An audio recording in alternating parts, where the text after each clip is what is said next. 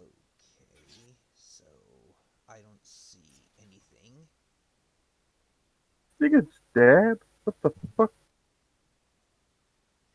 Go to Oh, my. your audio. I'm looking at my notifications and I've. Oh, I got it. I got it. Are we live or no? Ruby FAP live lore discussion. Give me a moment. I'm going to the actual fucking thing.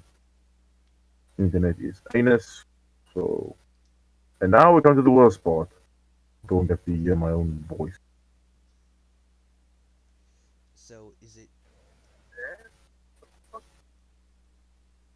it Um, there? uh, yeah, it is there. Audio is just a little low. Oh, I got it. I got it. You are really quiet. All right, let's see here. Thing, We- anus. And now we come to the worst part.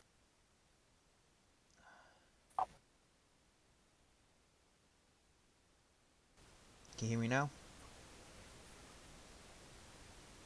On There's the some lag here. that end.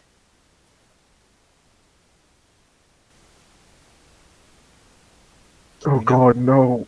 Why What? the hell can I? Okay, one of us looks, not both of us. Huh?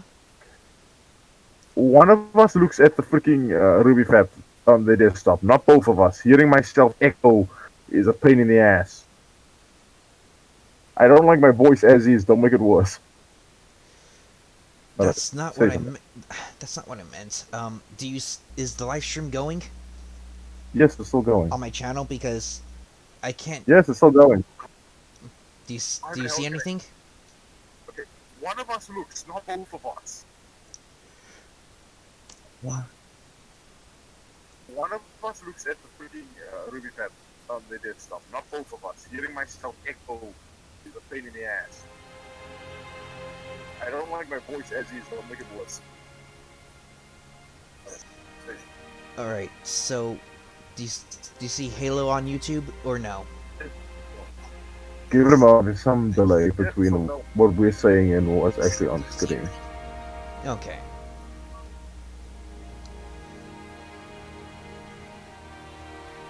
Give it a moment, give it a moment, I'm trying to look at, I'm looking at the screen right now and there ain't shit. I just hope it actually records onto my YouTube channel because last time we did it, it didn't save it to there at all. Give it a moment, some delay what we're saying. So do you see? Black screen, I see a mouse cursor twice for some reason, but I don't see anything actually there. Fuck. God damn it.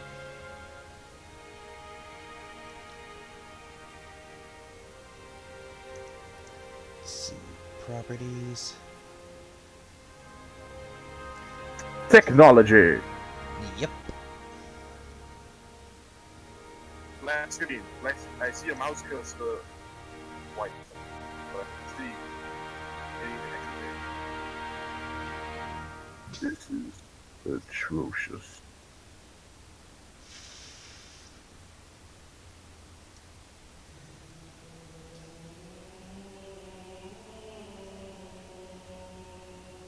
Go for the mixer one. Yeah. Oh, there we go. Do you see anything? Give it a moment, there's still a delay.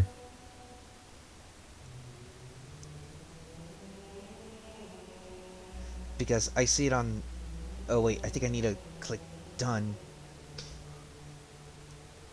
you see anything, or still a black screen? Nigga, there's a delay between what I see and what actually happens. Like, the delay between what we say and what appears on the live stream. Quite a sizable delay.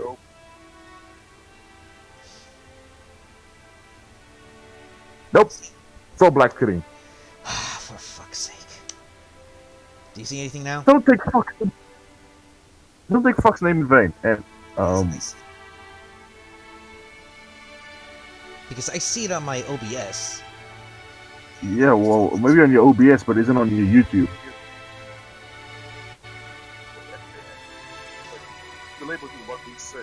Oh my god. What the hell? Why isn't that letting me press the go live button? Nope. It's all black screen. Don't take fucking. Wait. I got something. I got it. You see it now? Yeah, I see Halo Master Chief Collection on YouTube. But it's looking at your mixer. Oh. So... Okay. Is there possibly a way that you can rather make it stream instead your Halo gameplay?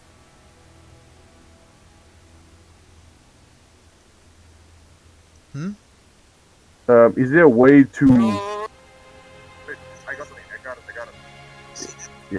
Is there a way for you to actually make it so that it streams the Halo gameplay, not the mixer screen? Because, like, is there a way to select specifically the Halo gameplay? No, it has to be from the... Fuck. It has to be from Mixer. From Mixer. Yeah, it has to be from Mixer where you see the actual gameplay. That's fucking retarded. Okay, then that's really fucking retarded. You know, I told myself when we do this I would be more cordial, I'd be more respectful, I wouldn't swear as much. But technology makes that so hard. But, you know? But essentially, you see on the YouTube screen my Mixer video capture, right? I'm seeing you fuck around in YouTube right now. We're back to Mixer, yeah. Okay. I am muting this shit because hearing my voice in stereo makes me want to come and die. Well then, just turn off your stereo then. No, I don't have a stereo, I'm using it. I'm saying hearing it in stereo, so I say something and I hear my own voice later. Again, not a big fan of my own voice. Why not go into your own settings and try to, No, I'm hearing it over the live stream. I think I misspoke there. Okay, then just mute the live stream. I did. Okay. Let us begin our conversation after... How fucking long have we been doing this? 8 minutes! 8 minutes! Yeah, we're gonna have to... Alright, just let me see something real quick on my phone. Nigga, there's no one here besides me.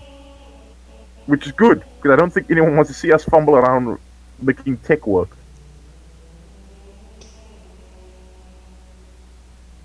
I'm going to stab the person who made the internet.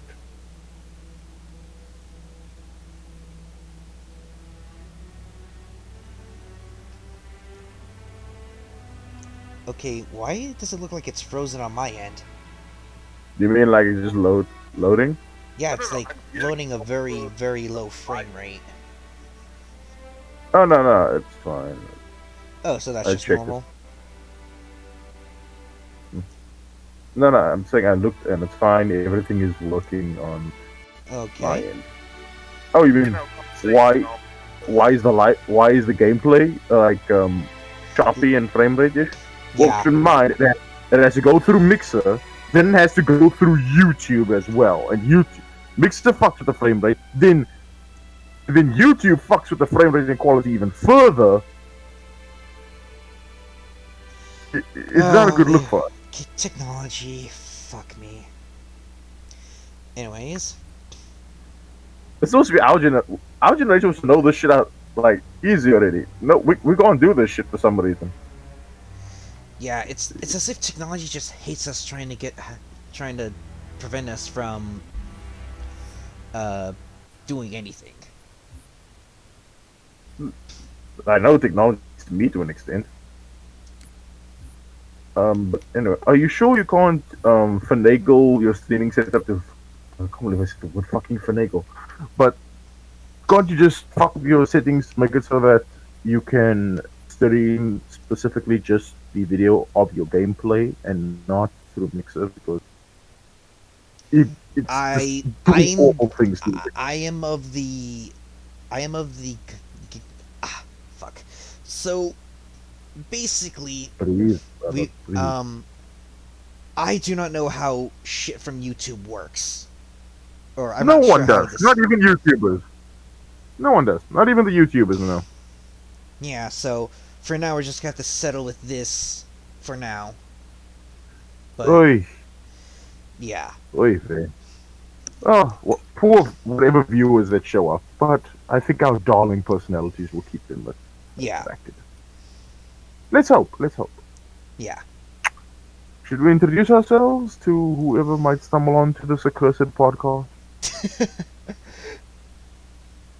uh, I'm just getting or just sending out my URL so people will watch.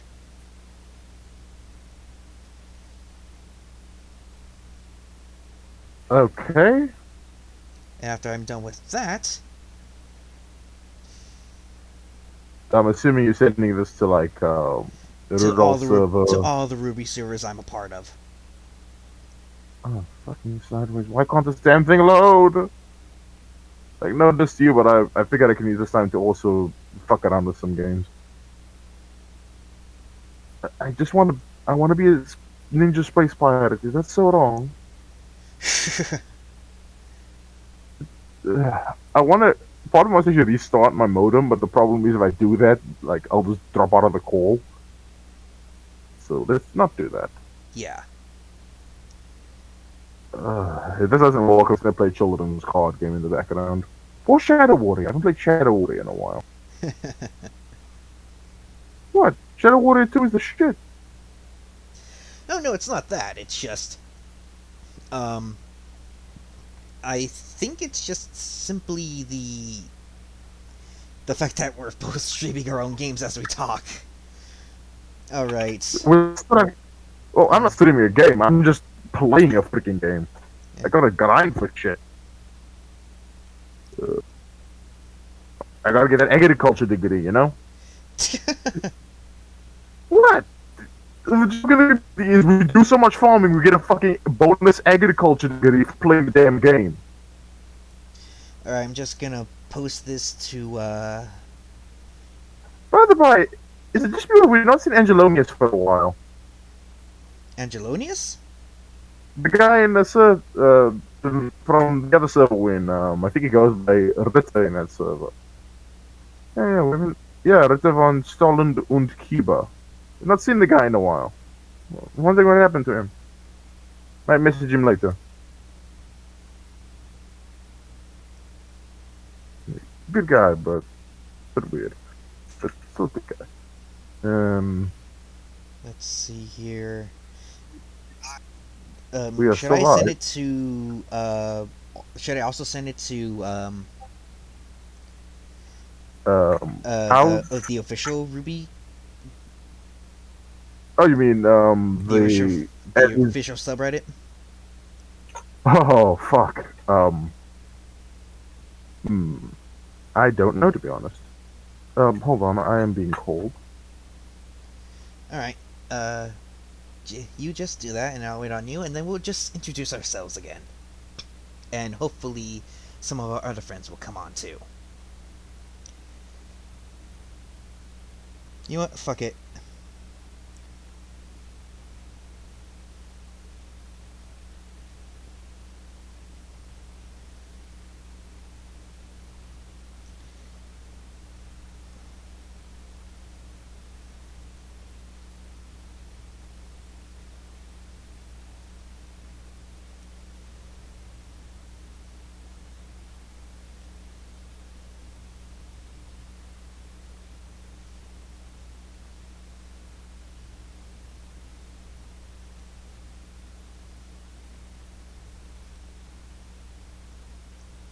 Let's see. Discussion, apply.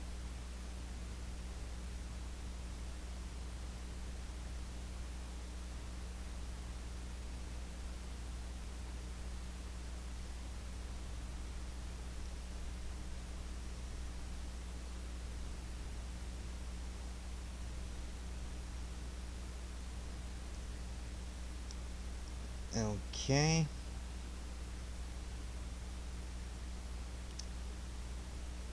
Currently 3 are watching. Hey, Warzone, you there?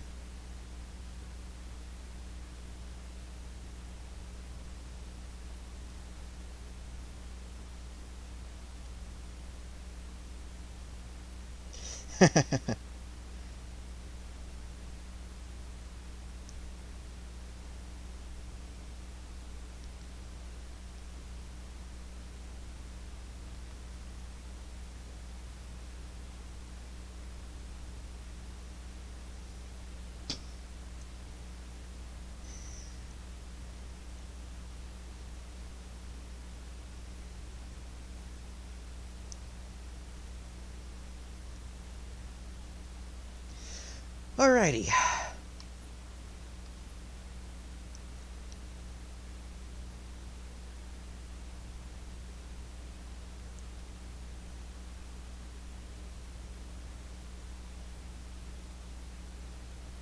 I have returned. Okay, so we have 3 people watching, so let us introduce ourselves. I don't know, 3 people, Yeah. considering I'm there too. But Mm. go on. Alright, everyone. Welcome to RWBY FAP. So, while we discuss our topic of discussion today, I will be playing Halo 2 Anniversary in the background for your enjoyment, as well as to keep you guys interested in me dying a lot because I'm doing this fucker on Legendary. So, yay me, Jackal Snipers. And as to who I am the anime guy, or also known as Anime AK116 on nearly all of my other platforms, or the anime guy on all other platforms other than my PS4. So, oh, what? Oh, All right, now, all right then, introduce yourself, my friend. hi, I'm Warzone7. I'm a prick with too much free time, and I have some strong opinions on shit. All right, and That's today's about it. oh, sorry, go on. No, I'm saying that's about it. I'm not an interesting person. Why the fuck are you listening to me? Alrighty, so as for the topic of discussion, we are starting with one of the most accursed lines ever to grace the RWBY fandom.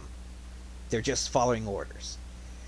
And, well, to do a comparison, so to speak, we're also going I to think, involve sorry, Anime, to stop you there, but I think you should actually explain your own personal reasons why you hate that line so much. Because I think Okay, you offer a very unique perspective on this topic. alright, so for reasons why I absolutely hate that line, is because, here's the thing though, soldiers are meant to follow orders to the letter, no matter what, unless there's something specific about it that is immoral. I do not trust you. So, He may, think of it like this. but I If my commanding officer, because I No. am in the Marine Corps, My so friend, if a commanding trust officer is to is tell not me, the issue. hey, we're gonna burn down this village because we suspect It is my trust. terrorists to be a part of it, Arbiter, I as a Marine have a you are a hunter. moral obligation to not follow that order because we have That's not the official literally job no title. intel on as to the actual enemy numbers. We're just Now burning you down a hunt fucking others, village. but I'm not so much hunting For no as reason armor. other than to As I satisfy know your the people commanding smart. officer's pyromania fetish. Pretty much. But Yang's line, One like, separate. I was not They're- told the identity. they're literally, like, for That Team is RWBY, why they I'm are sharing it literally, with you now. they have We're betrayed, talking about they have not trust, only bro. been causing Antifa-like terrorist acts May I against ask you people, something? they assaulted Your a man people just used to because he call was me about demon. to finish a Was that an line after a insult stupid fondness or a like you. compliment? An insult, to be The sure. people And there's started, also like, But one Team with a RWBY just modicum of outright respect. trusts, like, He was indeed Blake my and enemy. Yang just outright trust a In time. terrorist. I domestic Out of- terrorist. Huh? even friend. Domestic terrorist. You Yeah, have the to domestic specify that terrorist. once. This bond. Like, they trust a domestic terrorist over Ironwood, who literally gave them free reign to do whatever they pleased. And not to He gave them mention, everything. they don't realize that Robin Hill threatened to hurt RWBY on a convoy. When you threaten, Yep. like, it is national law that you do not fuck with the if you're a civilian, you do not fuck with the military. Otherwise, you're gonna have the military's boot up your ass because, guess what? You caused it upon yourself. You deserve it because you threatened to hurt a government official, in a sense. They also have the full legal right to shoot your ass. They called it That too. Pillar of Autumn. Like, truly, if you do something like...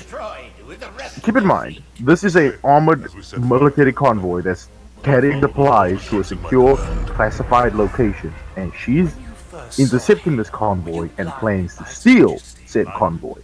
Now, I'm not a military man. I'm a layman. I'm a regular guy. But I'm smart enough to put 2 and 2 together and get 4. And 4 equals all of those motherfuckers should have opened fire on her. Parasite attack. Because, guess what? Trying to steal from the military? That's a crime. Stealing? Bad. Stealing from the army?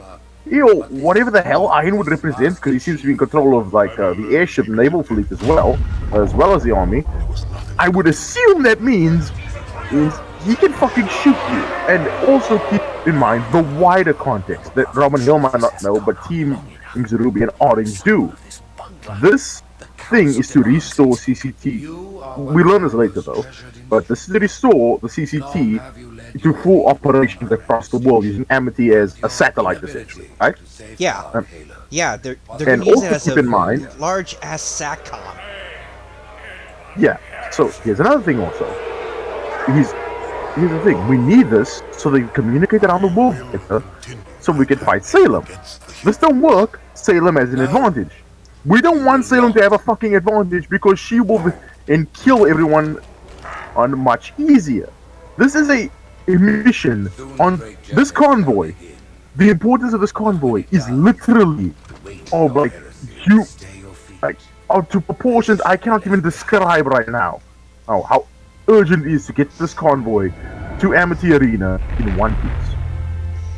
And then comes Robin Hill to intercept said convoy, and no one shoots her. When you are in full right to fucking shoot her. Quote the old meme that everyone likes to pull, especially for Britain. Shoot her! Fucking shoot her! You would be in legal right to do this. Hey DJ. Wait, hold on. How the fuck this? But yeah. Tell that to the Covenant. It's really retarded that they do not attack Robin Hill. And the worst part of all this, we like to find out Robin Hill does this kind of thing on a regular basis, is known to do this, and for some reason she's a political candidate. Again, I'm a layman, but I'm more than certain if you are basically a fucking domestic terrorist, you cannot run for office. Hey DJ. Hey, what's going on? We're doing a live stream where we're explaining the idiocies of Volume 4. We're starting with... yeah, I know. We're starting with Yang's soldier line. I seem to have gotten, good soldiers, like, they're just following orders. And we are now... I'm sorry, I went on a bit of a tangent where I ranted about how Robin Hill should be in jail cell. Because she's a fucking terrorist who steals from the military. And keep in mind... Oh, go on. Oh, sorry. DJ? No, I was gonna say, like, I like how people are still putting the whole, Robin Hill's not a terrorist. She's a good woman. Like, I want to point this out. Robin Hill led to steal the convoy of dust meant to go down the arena. Am I correct? As you can In my see, memory. they recharge a What's lot up? faster. Robin Hill. She successfully steals a dust convoy. If memory If serves. your shields go down, Yeah. press Yeah. cover, Team the help Ruby and of all those Main people Mary actually help fully her. charged. That, or Yeah, you hide with the behind help me. of.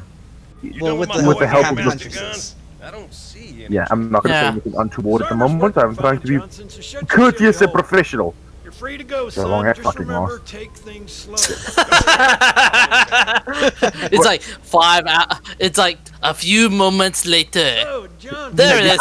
I know. I'm not good at this stuff. The point I'm trying to make is Sorry, Guns. her reason for stealing the dust convoy, for stealing the supplies, essentially she wants to fix the hole in Mantle's wall, right?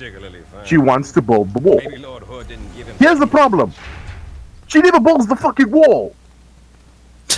Yeah, she just hands out the supplies to, like, citizens, when she could have just used those supplies to rebuild that wall.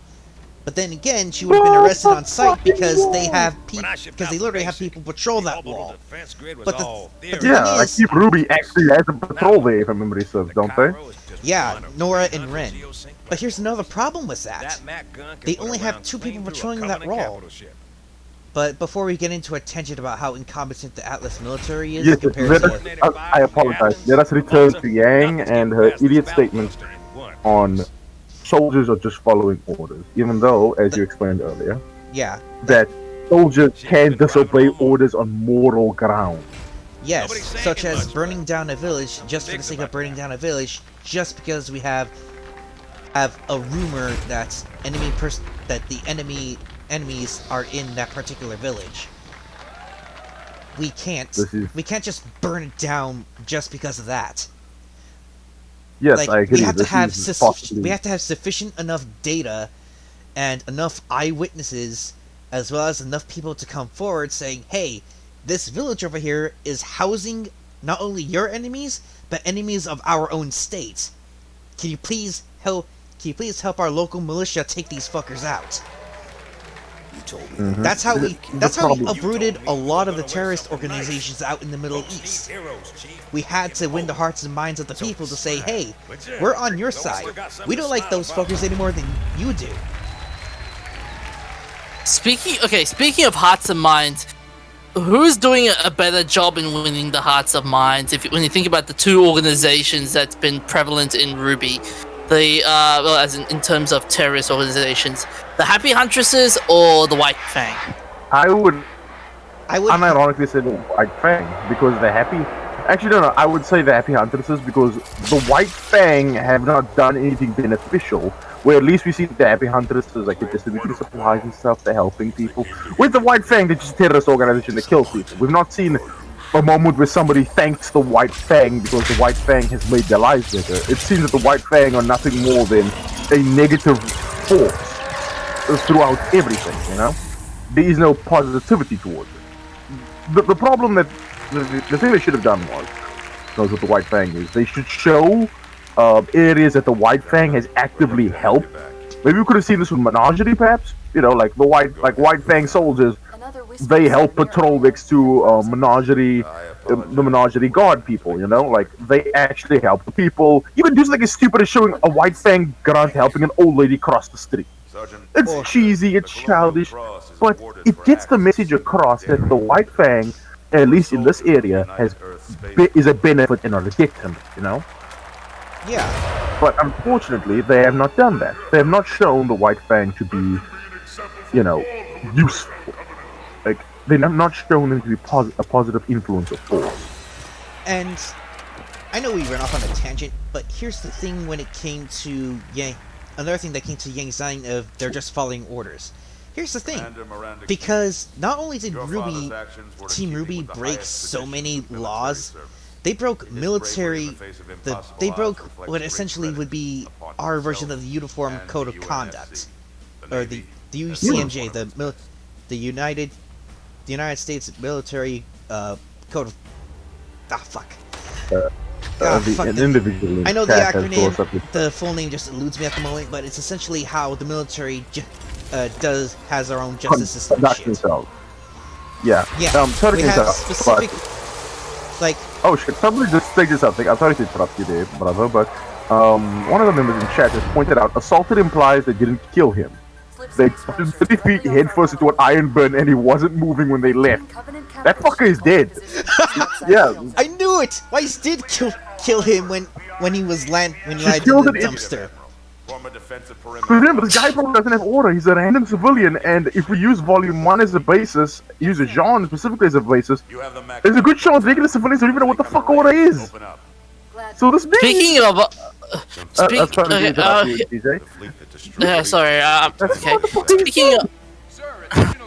Speaking of good soldiers and whatnot, it's interesting how Ren has fallen into the good soldier routine. All of a sudden. I honestly stated it would have made more sense if it wasn't just Ren, but the entirety was left the team Juniper falling into the mentality, because I've said this numerous times in our private conversations, but I do believe, as the story is now, Team Juniper is a more interesting cast of characters to watch than Team RWBY, simply because they're not the Mary Sue squad. They have flaws, weaknesses, they've gone through hardships, there's stuff you can still uncover about their past that people actually give a shit about. Whereas, what's interesting anymore about Team RWBY? What is there? Blake's developing harem, Bumblebee, which, I'm gonna be honest, was implemented extremely poorly. Weiss, who they completely wasted the Atlas volume on, and Miss Goody Perfect RWBY. None of them are as interesting as like Team Orange or Team Juniper, depending on how you look at it. Who actually Junior. yeah, let's go with Junior. It doesn't have the useless character of Oscar. Team Junior, who seem to be having a more interesting side story, you know. You can have Ren Beater. Jesus Christ, man, you died! I forgot I put the scarab gun on! You dumb son of a bitch! But yeah, oh, fuck, I was trying to thought there. But the point I'm saying Junior. Yeah, Junior. They have a lot more potential for plot storylines because it'd be interesting having them interact with places that they have not been to, or don't understand the culture of, or something like that. You know the joke they have of Jean having to look after kids, you know, and protect them all that. Wouldn't it have been interesting to learn a bit about Atlas from these children? Maybe they could say childish things, like maybe they could see Jean and Nora hugging, and then one of the children could reveal something and make it, and it shows that times are so hard for them that the mother has to work like a prostitute, or, oh, they're hugging, that's not be right, mommy usually gets money before she gets hugged, and then they hug for hours on end in her room, you know, something childish that a child will misinterpret, but to us, more mature audience, we know exactly what they're talking about. You know, just small things like that. Yeah, like those small bits of world building would go great. Yeah, and I got that for fucking Sean. And imagine what you could do with other characters. How would Ren and Nora react to this more? Maybe they'll be paranoid because an idea I had was have Ren and Nora be paranoid for Jean's safety to the point they're overbearing. Because remember they tried to remember in the what was it? Volume 6, the statue scene, and how Nora's like. Yeah, but that's one scene. I'm saying you can do it in small increments. Perhaps have it so that Ren and Nora are always by his side, or one of them will always walk in front of him and the other behind as like this is a protective measure. Non-verbal cues that shows they're a bit more paranoid than usual. You know? Because again, this could be the last semblance of a good life, so to speak, in him. Yeah. And I'm still waiting for the moment where Jean turns into Ruby Sasuke and just go nuts. But I'm trying to know that happens. I really am. Yeah. Because but knowing Rooster Teeth, they'll just go, yeah, nah. Either soy beta cut, man, or he. Oh god, I tried to not use those words. What's wrong with me? What the hell's wrong with me? I'm trying to be a bit more formal and stuff like that. Remember, this is recording. I know it's recording, and I'm trying to be a bit more professional with people. Yeah, I'm trying to be less angry. I'm trying to be a bit more concise in my complaints and not just using ad hominem attacks against people, you know? But yeah, that makes sense. Yeah, you know, be more concise. Constructive criticism, not just insult. Although I'm gonna throw the insults in there for shit and giggles. But the point that I'm trying to make is these characters have so much potential, but they keep squandering it. Team RWBY's been squandered, but Team Junior still has a little bit left. You know? But I've gone and I've derailed the original topic of conversation, and I do apologize, anime. We were discussing sports. I truly like the thing about all of this is just that they have so much potential and they just squander it. Like back to the original topic, when it came to the good soldiers following orders bit, Like, what do you think of that when you think of the Umbara arc? You think of Captain Rex and the fact that he has to lead his men through terrible shit on Umbara. Hell. With not only that, Especially but it's the fog of war that's killing people that he knew. His brothers in arms that he loves because they are brothers. Yeah, literally. Isn't See- it a problem I have with that? Okay, to build on that statement you just made, another problem I have in regards to the Aesops is they stated. Oh shit, DJ just left. Another problem I have with that, which was stated, was The fact the that Aesops treat are each other like friends. co-workers. Yeah, they say, "Oh, we're friends. We don't get close to one another." I'm like, that's not how this works. The thing about soldiers are, No, Yeah. I'm in the again, Marine Corps. I say this and- as someone yeah. with no knowledge. When you are in the military, when you work, when you eat, sleep with these brothers you have, these individuals that you're going to hell with, when you survive battle after battle after battle, I have a gut feeling you're gonna get real close to them real quick. I mean, just yeah, like that's the thing about it, about all of that. Yeah, I know I'm dying a lot because of the scarab gun. Okay, but go on. I'm sorry. But yeah, should I mean, Audie Murphy, one of the youngest lieutenants ever to get the Medal of Honor during World War II, and granted, he was 17 at the time. He lost friends. He saw them die in front of his eyes. And one of the most infamous quotes that he ever made was, if I see a man go down, if I see a man die, let him die face down, because I fear it'd be another friend.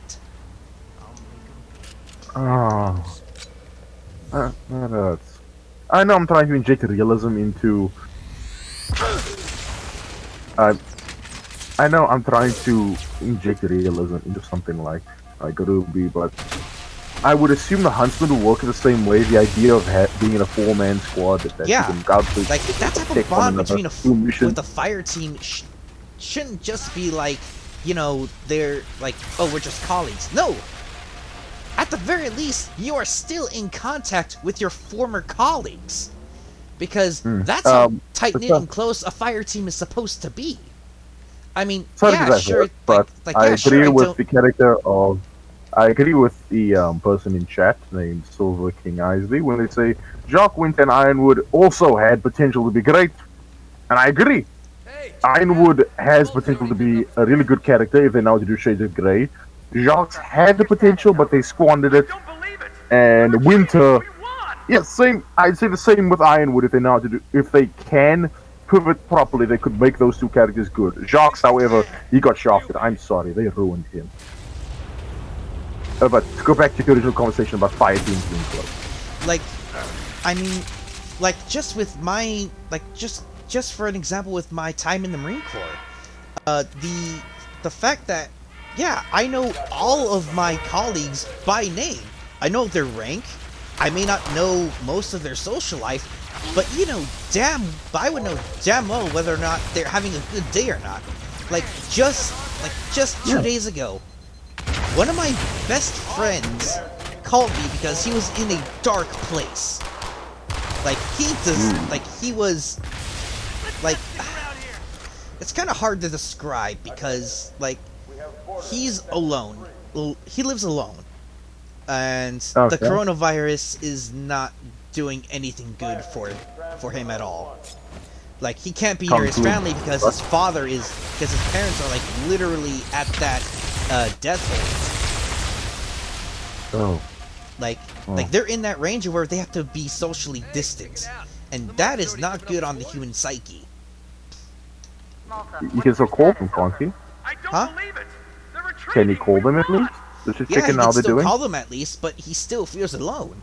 But the thing is, he can always rely on his fellow Marines to just drop what we're doing and to like, you know, give a call. Or to pick up a call he might have. Yeah, I understand. That sounds pretty. Yeah, I can understand that feeling. I don't understand the feeling of being alone. I'm gonna be frank with you. I'm not going to bullshit you. I'm not gonna say I know the feeling because I'm a proud person who likes being alone. But I understand. I can empathize with a person like that. But I can also understand that when you're that close to someone, when you feel like that, and you're with someone in your fire team, you can call that person. Which is why I find the idea of what the fuck. Oh, my game just froze on me, so I'm just restarting it. Right? Which is why I find the idea of what's the face of they start to be simply colleagues to be rather retarded. I find the idea that they don't feel closer to one another, that they don't communicate with one another, at least. Very strange. That they don't think of each other more than just colleagues. I would assume you would at bare minimum consider each other friends. You are keeping your life is literally in your partner's hand, so to speak. You know? It is you and Yeah. those three people with you. You've got to have the utmost trust in them. Because if you don't, you might die. They might die. Yeah. It's a bond that I, as someone who's not in the military, cannot describe. And I think even you who are in a branch of the military find it difficult to describe to non-combatants. Am I right? It's kind of hard to describe to civilians because they just haven't lived that kind of life. I mean, yeah, it's kind of hard to describe. Okay. Anime. I'm sorry to interrupt, but one of our chat members has suggested that possibly you can turn down the volume for the game, so, because All right, they find hold it on a sec. difficult. Let's see. That is that better, chat? Oh yeah. Okay. I'll get a response. I'm keeping an eye. Yeah. I'll let you know. And to also quote one of our lovely chat members, is if you don't like someone, you could at least keep your hatred professional. Yeah. Which I mean, I can understand that. Yeah. Like, not everyone's gonna like the commanding officer or NCO above them. I mean, for another example, my dad was not well liked by a gunnery sergeant. In fact, he was the main reason why he wasn't promoted to sergeant before he was medically discharged from the Marine Corps because, well, shit was just bad under Clinton. I'm just gonna be frank. Let us not get too political. We are trying to be neutral here, to be objective. Yeah, but that's objectively what every single person in the military thinks. Like, everything was just... The military was just a clusterfuck under Clinton. Okay. But go on. But yeah, like, my dad was not well liked by a particular gunny, and, well, he wasn't promoted to the rank he should have left with, despite being nearly 100% disabled because of something that happened back in fucking basic training. Damn. Yeah, like, have I ever told you about the Crucible for the Marine Corps? I do not know what this is. Before we continue, as again the same chat members pointed out, since RWBY decided to inject IRL politics, there's a good chance we can. To respond to that notion, while they might have, I try not to. I suggested to the other members of the podcast, continues, that we try and be as objective as possible and not take a single side. Because if we started just using politics, again, we do want the creators to actually listen to this at some point, and hopefully they'll take something from it. So we're trying to be as neutral as possible. Don't get me wrong, we're gonna fuck up. We are humans. We will say or do something that will piss somebody off, but for the most part, we want to try and be as objective as we can. But you talk to chat for a moment. I'm gonna get a drink. Alright, so let's just see if I could just pull up chat real quick, because I was a fucking moron and decided to close my YouTube on my phone. Let's see.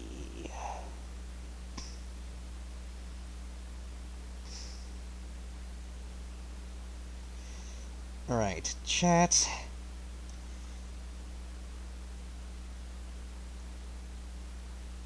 Okay, so Silver King, you decided to say, oh, I was saying that even what they did show, they're still more interesting than current Team RWBY. I'm gonna need a bit more context for that. If you don't mind saying that. As for your next thing, well, I mean, when it came to I'm assuming this is about when I was talking about when my particular friend was calling me. It's just that he's had a rather rough time with our unit. It's just that he's not... How can I put this? He just had a rough time growing up, so it kind of... he's a bit sensitive, I guess you could say. So, yeah. But he's improving, but it's just hard to explain without delving into too much personal drama. I'm back. Oh, okay. I have returned. Okay.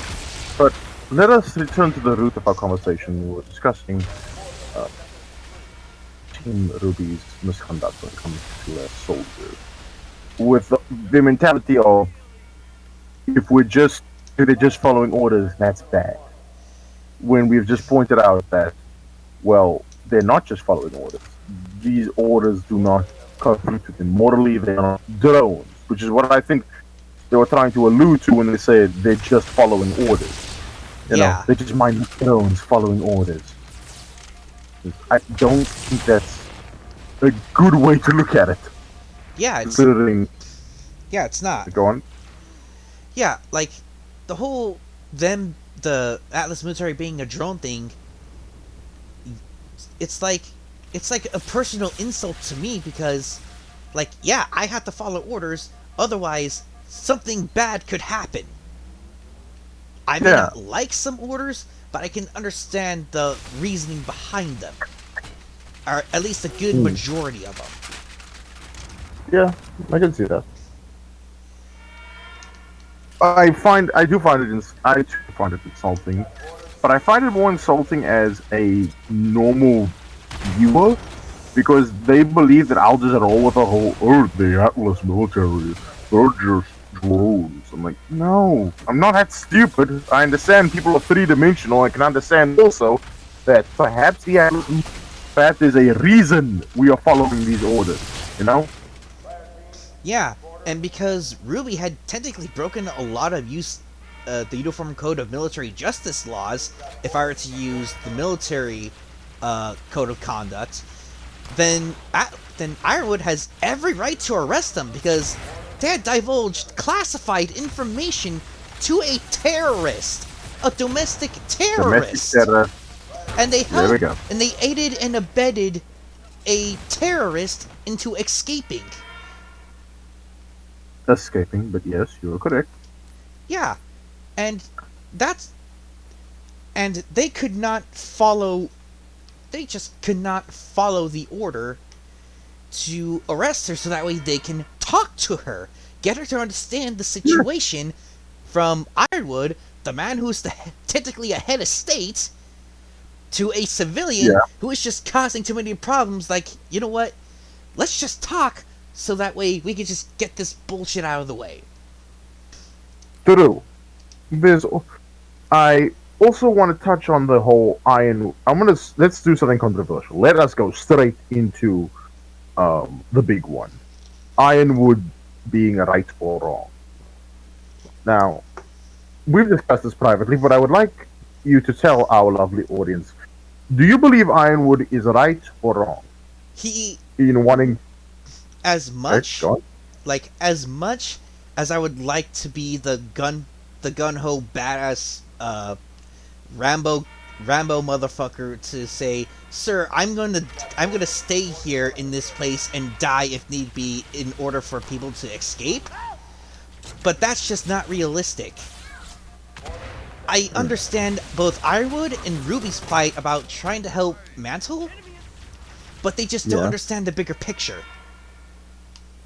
They do not understand what Ironwood has to personally deal with on a day-to-day basis for the past 9 months of not only having to control fucking riots of all things because Mantle decided to act like crying children. They're acting like my country at the moment, where they have like protests and riots every 5 fucking minutes. Yes, I bet. But I actually agree with the sentiment that Ironwood is in the right in this. From what you stated, yes, but for one particular reason. One simple reason. Which is a question, actually. What is Ruby's alternative? What does she offer in opposition to Ironwood's plan to abandon Mantle? What does she have as a plan? What is her plan, essentially, that is better than Ironwood? How is she going to stay back, and how would staying back and fighting the Grimm stop Salem for just utterly raping Mantle and Atlas? That is my point. Yeah, and I totally agree with that. We don't know because the writers have failed to let us know, other than the fact that they just want to stay to help Mantle. That is not realistic in a military perspective. Sure, Ironwood wants to help Mantle.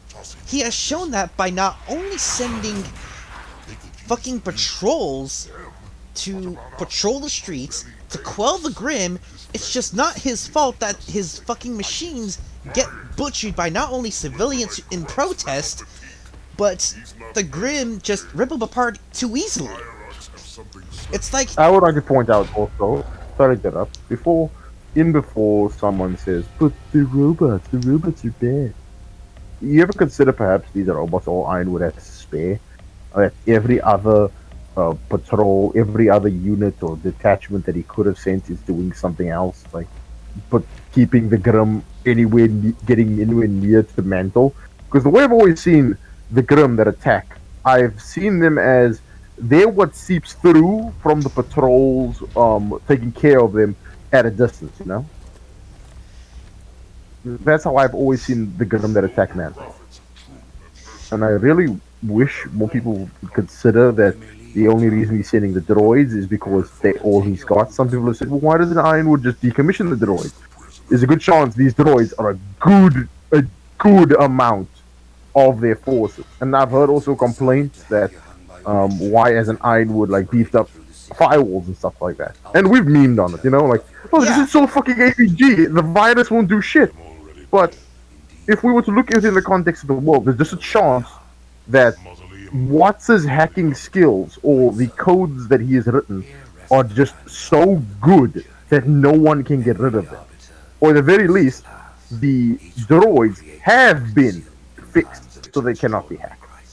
I would go with this route, the recent one I just mentioned, because it would have made more sense for Watts to hack Penny during the rally and do the butchering rather than having Tyrion do it, you know, and then framing her rather poorly, mind you.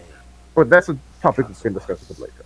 Yeah, I mean, just to jump off of that too, before we go back to the original topic, I mean, for all Tyrion could have done, they could have just had Penny attack Tyrion, and Tyrion just uses people as human shields. He's a crazy fanatic. Why wouldn't he do that? But that's just a tangent for another day. Oh, yeah. Yeah, we can talk about it a bit later, because again, we have decided not to put a time on it. Yes. Because... What use? Yeah. I mean, I can no longer command. actually, I'm playing a current level that actually reflects what the Just Following Orders tagline is. Because, if you remember in Halo 2, the Arbiter I've not played is... Halo. I'm going to be frank with you. I've never played Halo. Okay, so... I'm going to be frank with you. I've never played Halo. Okay, so in Halo 2, you get to play as this elite known as the Arbiter who got his ass kicked by the Master Chief. Which is another Chief character. But I do He know who has- Master Chief and Arbiter is. Don't worry. the You don't have to. So the Arbiter in this particular scene, he was branded as not only a heretic, but as a traitor to the Covenant's cause, or the destruction of humanity. And he was branded with dishonor. And the only way to get it back is through death, aka just following orders of the Covenant. It's not until later on in the game that he realizes, oh my god, the Covenant was a lie. And then he tries to convince his once mortal enemy, Tartarus, who is a brute chieftain, that What Tartarus, will have your arbiter do? the prophets have betrayed us all. Because the prophets don't know jack shit about the Halos. Or they do, they're just still going off on their religious fanaticism. Yeah. Hello there, Mr. Adolf. We are just discussing some RWBY BS. While Anime here is teaching me a bit about Halo lore and how it relates to the series. Worthy of neither pity You are both too quiet and have an annoying buzz in your mic. I would assume it's mine because my mic is crap. I find that odd, given the fact that I'm being quite loud, especially for my family at the moment, because they're currently sleeping. Hold on. Let's just check the stream real quick. but it cannot Because- hide that mark. Nothing ever will. You are the arbiter. Rudy, is your, Are my elites. They are is... I've checked the live stream. Everything seems fine there. That makes two of us. Anime seems not too loud, and I don't hear any buzz. And perhaps it's your speaker set or headphones.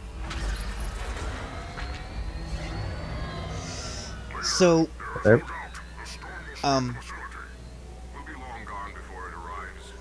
You still there, Rudolph? Anime. Yeah? Yeah, why? Oh, okay. We're just Because- checking. Maybe it's your setup because we just checked the live stream. And it seems I just checked the live stream at least, and it seems to be working quite fine. Warriors, prepare for combat. Yeah, my mic should be fine. Although I do suggest perhaps turning down the game volume a bit more. Any lower and we go into muting level. Noise is because they only got some. Alright, can you hear me now, Rudolph? Yeah, why? Okay then. So, Let us continue. yeah. So, the thing about Yang's line about just following orders, like, just to play off of Halo 2, I'm currently playing as the Arbiter, who was disgraced because the main character from the previous game, named Master Chief, kicked his ass, in a sense. That he was branded as a heretic of the Covenant cause because of their religion. And not only was he dishonored, but he was stripped of his rank and title, and is basically nothing more than dead weight. The thing Ouch. But the difference between Yang's just following orders and Arbiter's just following orders, what does Yang have as a counterpoint to Ironwood's goals of trying to save as many people as possible by shooting Atlas into the sky? Nothing. Because sending Atlas into the sky is the most logical move you can make, especially because Salem is bearing down on your ass with Moby at the moment. Then yes, I call the whale Moby. It's funnier to me. Yeah. There's nothing I can think of that would... There is literally no alternative that is offered, so therefore I do not see it as... I do not see how RWBY's gonna protagonist her way out of this one. Well, obviously, the line, "Oh, she's just following orders," that's a clear reference to the Nuremberg trials, and like some of the National Socialists use that as a defense. It's a National Socialist reference, or as these people would call it, a Nazi reference, right?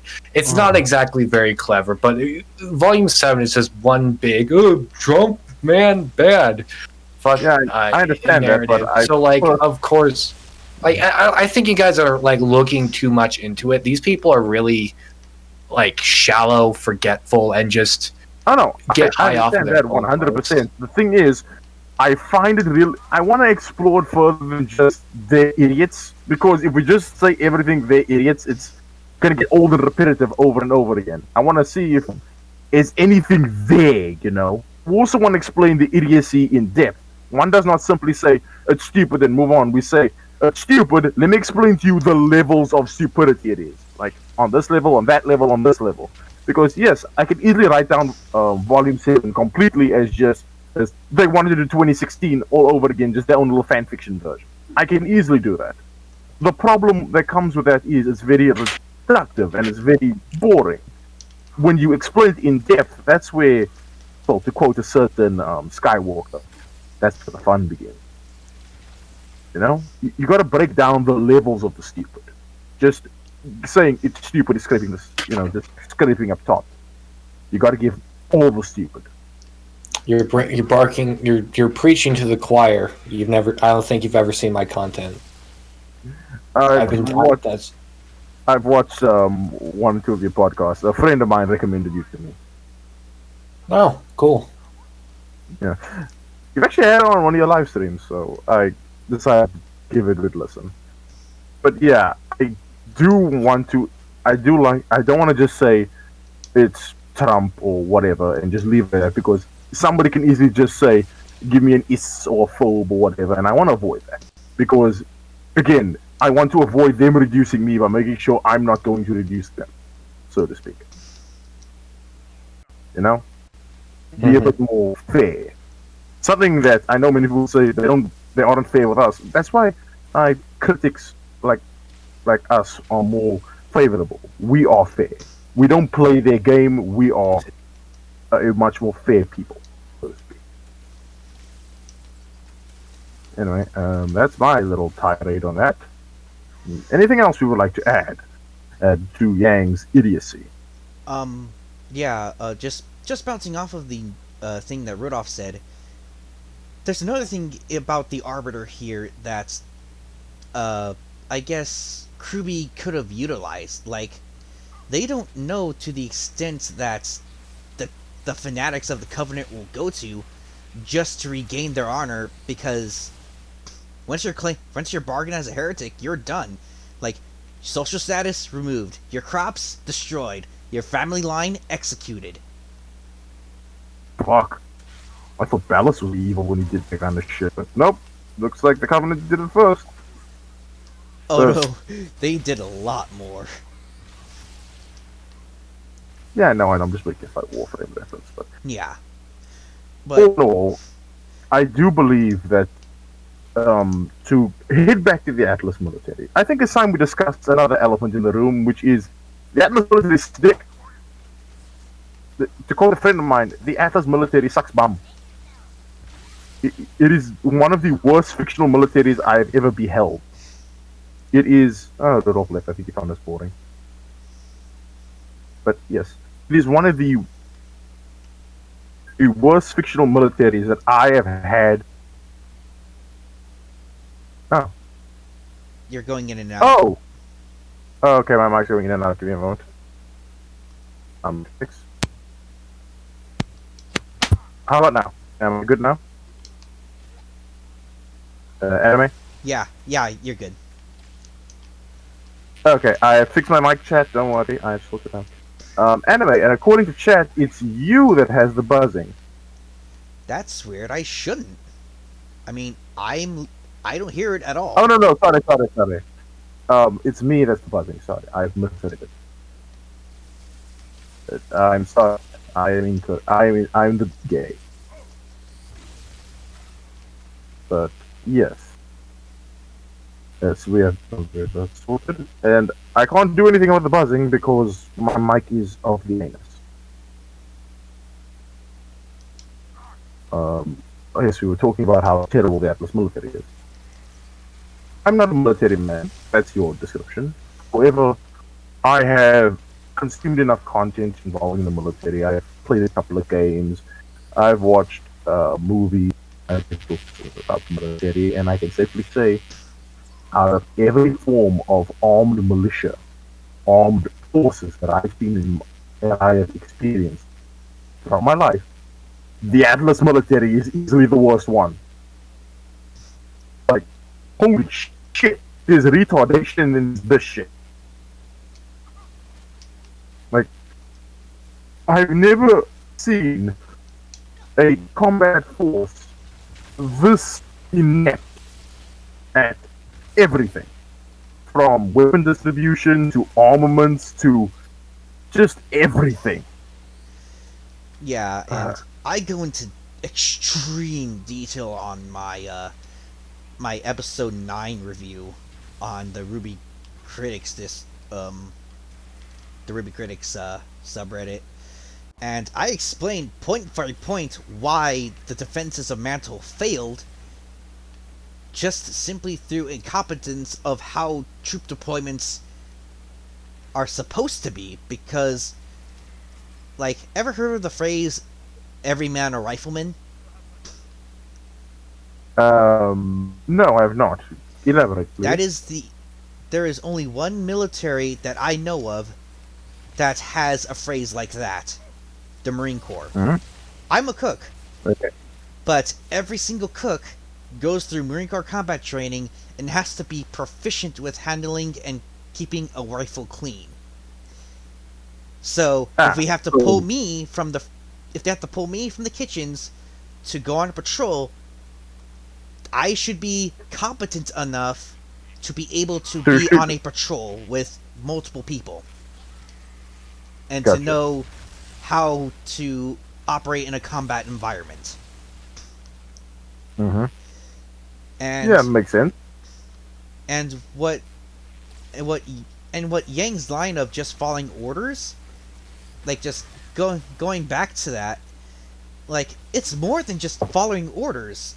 Like, their country, Iowa is doing his damnedest to save his country that he loves.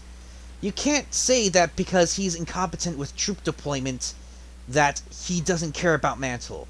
He himself personally goes to handle his pet project while he sends everyone else to Mantle to help its defense and evacuate civilians. Mm-hmm. He wants it safe. Yeah. He, like the Chad he was, he went into a combat zone, despite the fact he was a fucking general, and should really be doing the shit as from a desk, and he just went there and kicked what was his name? Watts? He kicked Watts' ass all by himself, and nearly lost his arm to do it too, but that just goes to show that's a man willing to go to the front lines with his men and die with them. He cares about everyone. You can't come preaching to me, oh, Iowa doesn't care about Mantle, when the proof is just in the pudding. He does. You just don't want to see it because of course, this political narrative of, oh, Trump bad, a strong military bad, socialism is somehow good.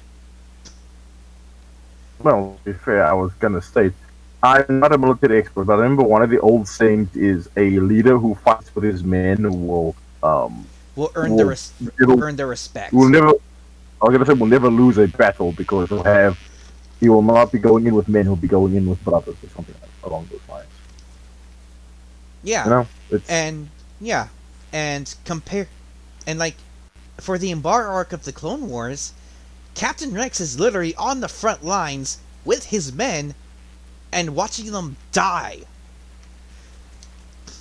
Most officers, they're in the fucking rear with the HQ or the ALOC, or with the ALOC, or just somewhere where a cushy desk would possibly be in the fucking field. Yeah, because they only go out of the burn to check up on the local soldiers that they have placed somewhere. Like, that's it. There's very, very rarely an occasion of where an actual officer goes into an actual combat zone with people. One of the things that I would say comes up with an actual officer going into combat with his men would be anime. Yeah. I hate to interrupt you, we actually have a question from chat here. The question revolves around the political aspect of the military, namely, and why is every other military so small and well demilitarized? Well, my good viewer in chat, according to the world of Remnant, for some asinine reason, Atlas is the only kingdom that has a military. And not only that, does not have it. There are no other defenses for any other kingdom other than Atlas.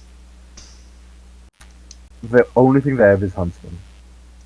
Yeah. Which I want to point out, also according to the world of Remnant, the huntsmen are not, how do I put this? They're not loyal to their state. Yes, the huntsman academies and huntsmen themselves are separate from the state and state military. Meaning, huntsmen can do literally whatever the fuck they want.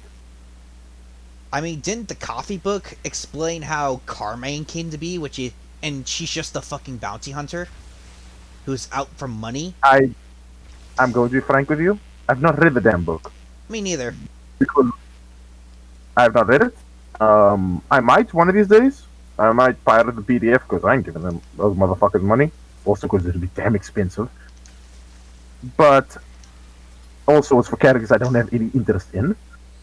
Might read the second one. Might be the second one because they brought my boy's son in. However, yes, essentially, the huntsmen do not have any form of jurisdiction. They can just go and do whatever the hell they want. Except for Atlas. They're the only ones to tie the huntsman academies to the state. Which is kind of funny when you think about it, because since Teams Ruby and Orange, or at least Teams Ruby and Junior, I should say, were deputized within Atlas, these make them a Legion huntsman. Yeah. Which means they are part of the Atlas military. Which means Ironwood is full command over them. The only two people that Ironwood has no command over are Crow, because Crow, who is a huntsman of Vale, Vale may be crippled at the moment, but Vale is still a kingdom. Beacon has fallen though. And Oscar, because Oscar is still a civilian. Yeah. What a world, what a world. Yeah, and it's really stupid that they would not have a militia, at the very least. Yeah, that's what chat's saying. You think that on a death world, of all things, the military would be the top spending priority? You would think, my good man in chat. You would think. Unfortunately, it is not. And I'm being told the buzzing comes from I apologize. This is the best I got. And I don't know how to get rid of it.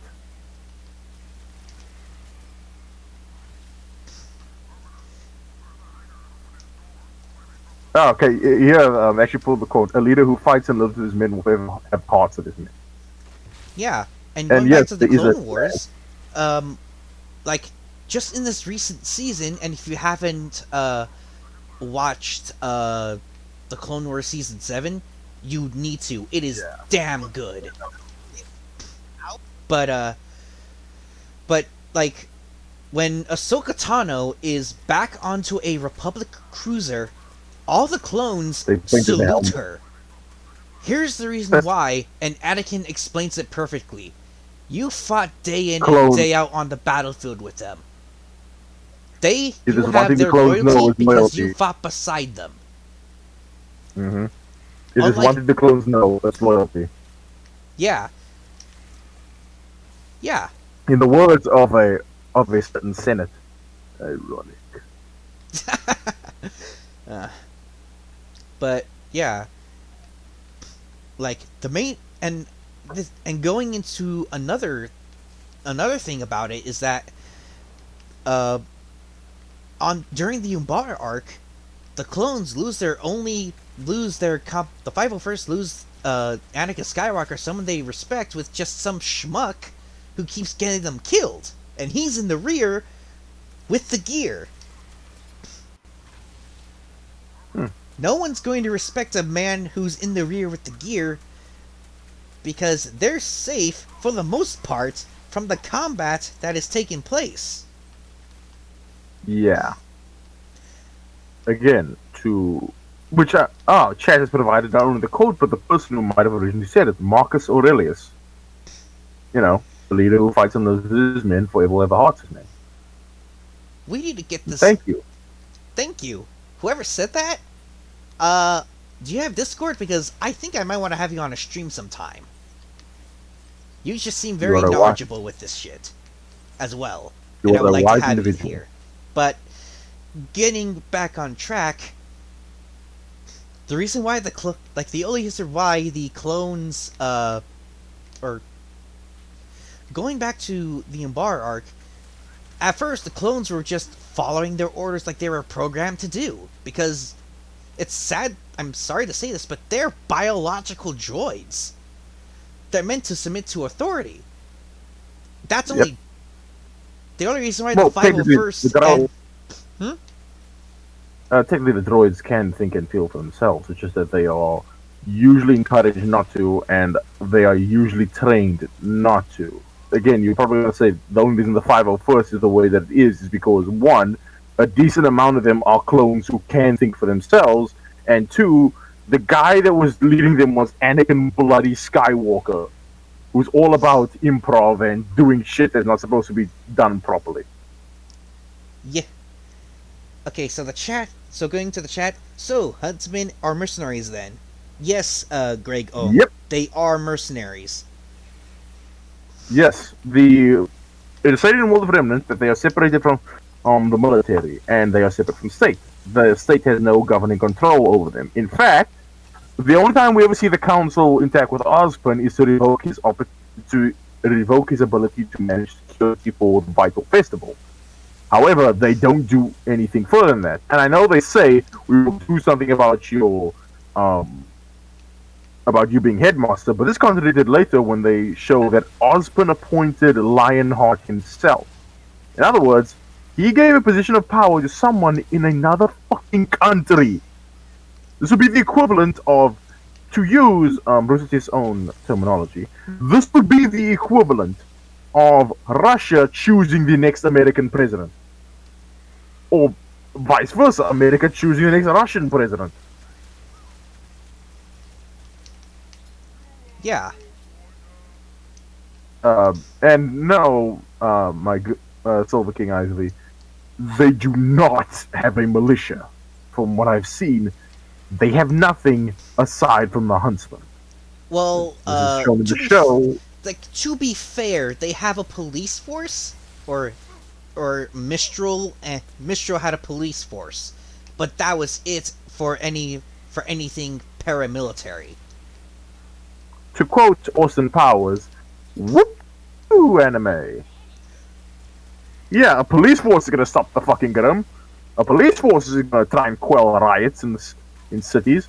Well, they're supposed to, but I don't think they'll be all that effective. Also, we are not shown the number for it. And again, a military force would be much more effective than a police force. Exactly. So yes, every freaking place aside from Atlas has been demilitarized, and Atlas is the only one with a military. And you're right, Silver King. A militia is technically separate from the military force, but it's still a paramilitary force that's loyal to the nation or state, just not to the official government. Now, granted, the fact that these nations do not have one is mind-boggling. Oh yeah, you would. Again, I think. Again, they only have a police. Like at most, they might have a police force like Mistral, but we don't have the numbers. And again, and we don't have their numbers. We're not sure how well this police force.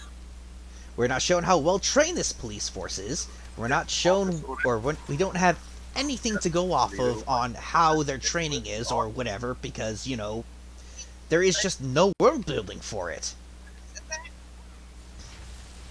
Is that DJ in the background? No, I'm looking at. Wait, how the hell did you hear that? I'm looking at the live stream. I think there's some sort of feedback loop with you. Yeah, I know. I have a really shitty mic and headphones. According to our friend Silver King, he does have Discord. Well, Alrighty then. I'm gonna have But- to try to get in contact with you later after the stream. no. Stating that the name is the same that they have on YouTube as on Discord. So if you don't want to contact them, that is their name. Okay. Well, I'd say make a note of that one at a time. Listen, I'm going to have to vanish a little bit because I'm going to try restarting my router because my internet is not cooperating with me. So I shall be back in 2 to 5 minutes. Okay.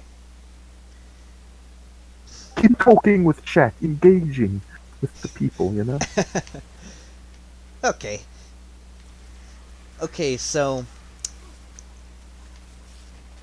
as you guys can see, I basically suck on Halo 2 Legendary because, well, everyone hates Halo 2 on Legendary. I mean, I'm pretty sure Axeman could tell you how and why. I mean, I'm pretty sure he did.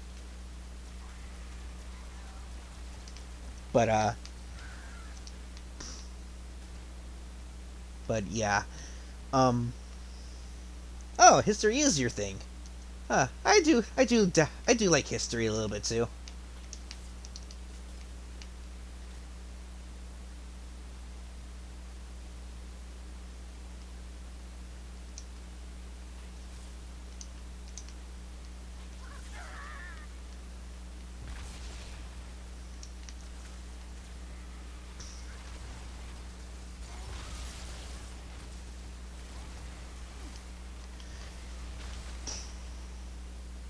Alright, I'll try to look you up later, Silver King, on Discord.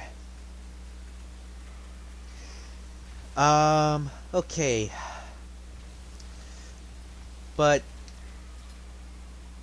going back to the Embar arc, when the clones lost General Skywalker because he was called back to Coruscant, yeah, the clones, they of course, you know, like, they thought it sucked, but, you know, orders are orders. They had to follow this guy's command. I am back. Okay. I don't know if my internet is better. Let me just test. Start your cursed game. But, yes, continuing on your... What were you saying? Okay, so, the, I was talking about how the clones, like, you know, had to suck it up that Anakin Skywalker was not there. They had General Krell, which I believe was his name. General Pong Krell, yes. Yes. And he was essentially their worst nightmare. Because not only did he lead them into death charges, which while Anakin did do that, he was at the front, he had a plan. And he was blocking everything so his troops could have a foothold into any cover they could get to as close to their target as possible. But Pong Krell was like, yeah, no, you fuckers die, I don't care. Like, yeah, Which he didn't give a damn about his troops. Anakin did. And it got to the breaking point until you get to the friendly fire scene, which is by far the most surreal, close to a fog of war you can get for a children's cartoon. And let me remind the chat, the Clone Wars is a children's cartoon, and it dabbles into the fog Bob. And it dabbles into the fog. You can't do shit with a cartoon. How? Yeah. And Dave Filoni isn't even in the military, and yet he manages to write the Clone Army so well. Because Dave Filoni has 2 brain cells. Well, more than 2 brain cells, but still. Yeah.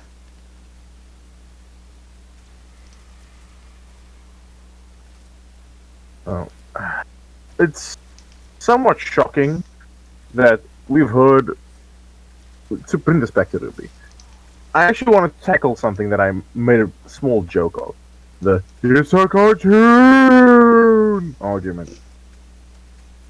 Then yes, I will say it like that because I find it funny, damn it. I hate this argument. I hate this argument with a burning passion. Because if it's a cartoon and you're telling me I shouldn't care, why do you care? Why should anyone care that it's just a cartoon? You know? Yeah. Because if you're just going to belittle all of this work and say we shouldn't care because it's a cartoon, so why the fuck should I care? Why should I have any investment in your show whatsoever? It also insults all the great works of animation that have come out. Last Airbender, Clone Wars, both versions of it, and some other shit I'm probably forgetting. You cannot just simply say, who cares what the fuck we do? Especially if the so-called cartoon is the last remnants of your friend, so to speak. You know? This was your friend's dream. Yeah. I find it disrespectful, and I find it insulting to everyone. Yeah. I never liked that argument at all. I find it really bad for artists, because for those who do not know, the individual that went there was the YouTuber, formerly known, and guy on Twitter, formerly known as a flute artist. And the flute artist is the individual who went there, who decided to spend his money, go to this convention, and ask a simple question. Simple question. That there are numerous ways that this could have been answered, but they decided to go in the most disrespectful way possible. It's a cartoon! It's for children!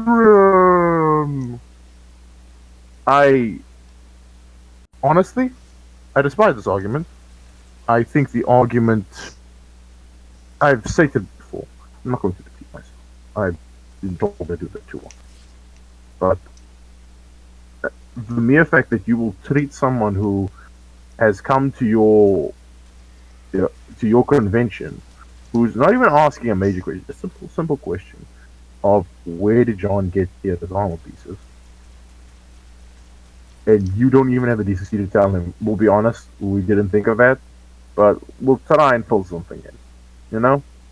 Or she has a spare, or the dorms weren't destroyed, so John when he went to get a spare set of clothes, he found some of her old armor. So many different answers that you could have given, but you just decided to go with it's a cartoon. I don't think I have to say anything more than that. You got anything there, Anime? No, you hit the nail right on the coffin. I could not imagine, like, how could a fan just simply asking questions, respectfully, mind you, and you just get blasted with this comment that one of the VAs has, just because you decided to have a critiquing question and just wanting a respectful answer. That's how you make enemies out of people. If you don't have a mutual respect for one another, then, and if you don't respect them as people, then why would they care? Why, that's how you start grudges. And I shouldn't have to remind you how people can hold a fucking grudge. I find it disrespectful. Oh my fucking god. I don't think that it's a good idea to do this kind of practice.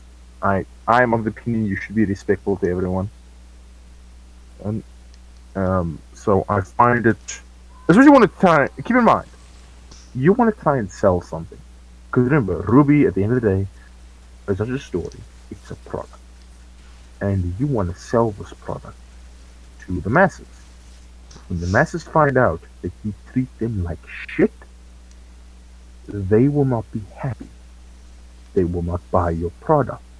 You will lose money. And eventually, the product will expire. I know it makes it sound like I'm trying to explain this to an idiot, but I'm hoping that someone on Rooster Teeth's team hears this and show this to Miles and Carrie, because at times people do feel like don't furious. And I feel especially that I should be careful. I should explain this in depth. Say it slowly. Because I've been told I speak fast, but say it slowly so you understand. You don't treat your customer base like shit. You treat them with respect. Even if they have morals that you, even if ideologies and morals that you personally disagree with, you should honor and respect them by saying, I may not agree with your political ideologies, but I think you're a fine person. There's a lot of people I don't agree with political ideologies or mentalities. For example, look at Mark Hamill. I think he's a great actor, a great voice actor, and he's done a lot for the communities he's been in. His politics are fucking awful. But I'm not going to judge him based on his politics. I'm not going to do something like that. I'm simply going to be... I am going to say, that's not cool. I think you're a cool person, but I'm not going to judge you based on your politics. You know? Because that'd be retarded. Do you have anything more to add, my friend? No, but I think we should probably look to the chat. So, Jacob Brothers in Foxfires chat. says... They do Okay, treat so clothes he says, like- why I like the prequels despite the Mayfields not being great. You got a lot of good military aspects getting implemented. Let me pause my game real quick so I can just read through these. I'm looking at it right now. Plus, they do treat the clones more human than anything I see coming from RWBY. Yeah, Yes. unlike Yes, this is RWBY, true. the clones are treated as individuals. Like, They're the first given the respect. episode you see in the Clone Wars is Grandmaster fucking Yoda teaching the clones that despite them looking the same, they think and act differently to each other. The force radiates differently through each of you. Yeah, So, and I'm not quoting Yoda, I'm just making some shit up, but yeah. yeah, It's true. Because although they have the same skin, the same flesh, the same bones, even the same DNA, they're not the same person. You know? I think it was the whole point of the clones, despite being the same, they're not. yeah. And throughout the Clone Wars, you see how human these characters are. And when you see a clone die, you wonder, which clone was that? Like, it can't be Until the Jesse later because seasons. it can't be Jesse because his armor markings are different. It can't be Waxer because his armor markings are different. Also, but it also couldn't be that particular sergeant that Kenobi was talking about because he was moving from cover to cover. Like, Yeah, so you care the about fact that you remember their names is also a sign that they are individual people. Keep in mind, they're clones. They're meant to be disposable. So, you know? I love that quote from Plo Koon where he says, "Not to me." Oh yeah, when Commander Wolf was they were just having casual conversation as they were outside protecting their escape pod, and and as they talk about how dire their situation is, Mm-hmm. Commander Wolf just says the he just says the thing that just comes naturally to clones because before they were deployed. We're clones, sir. We were meant to be expendable. Meant to be expendable. And then Not to- and then with Plo Koon, he shows them humanity like Grandmaster Yoda. Like, these are the generals you want in your... Like, these are the Jedi you want leading your men. People with... Anime? yeah. I'm looking at my dashboard for YouTube. It says that you got a podcast scheduled.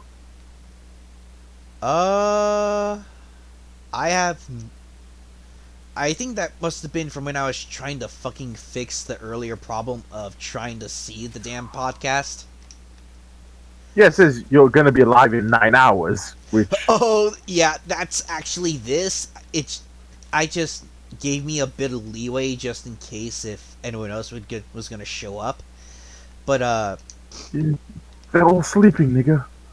Again, I know. we really picked a bad time to do this, considering not only is the Americans, you know, the people who are more likely to see this, are they asleep?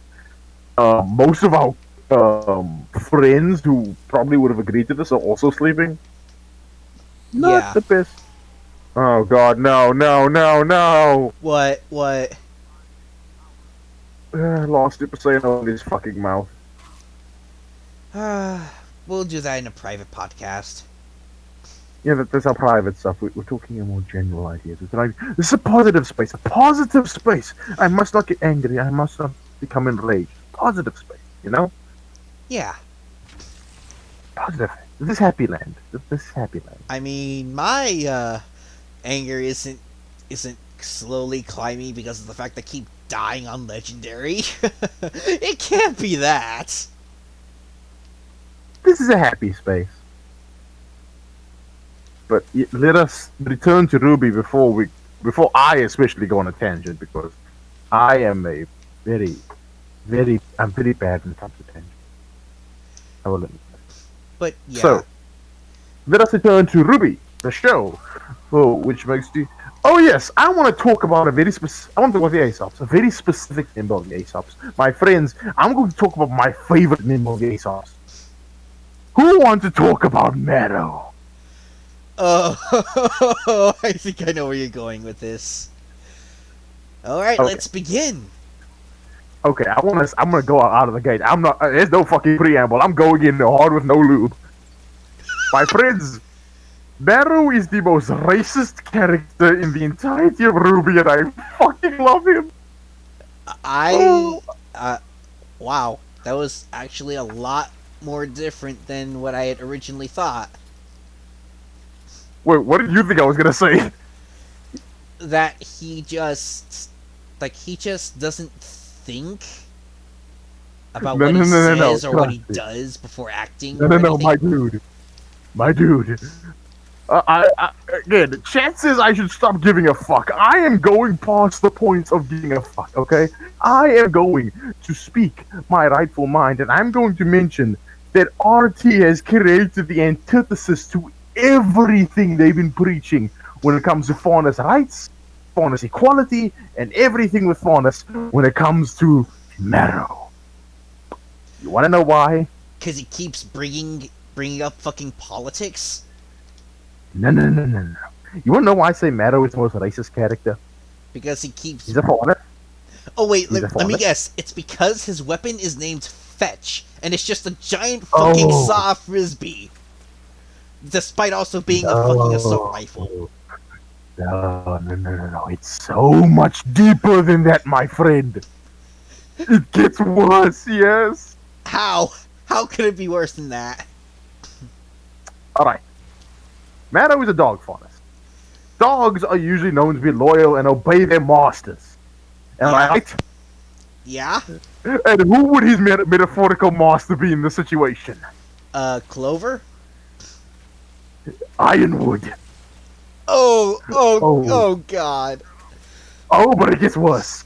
He's a dog faunus. He's naive and kind of dumb, right? Oh. But it's more than Rooster that. Teeth. Why? Oh, no. I ain't done yet, my friend. I don't know why I got Scottish here for a second. I'm hyped as fuck for this one. Keep in mind also, a dog faunus, his weapon is called Fetch. It's a fucking boomerang, which you do throw to a dog. Okay, tell him. He wags his tail when he's excited. He's kind of a dumbass, like dogs are. And to use his power, he has to say, "Stay."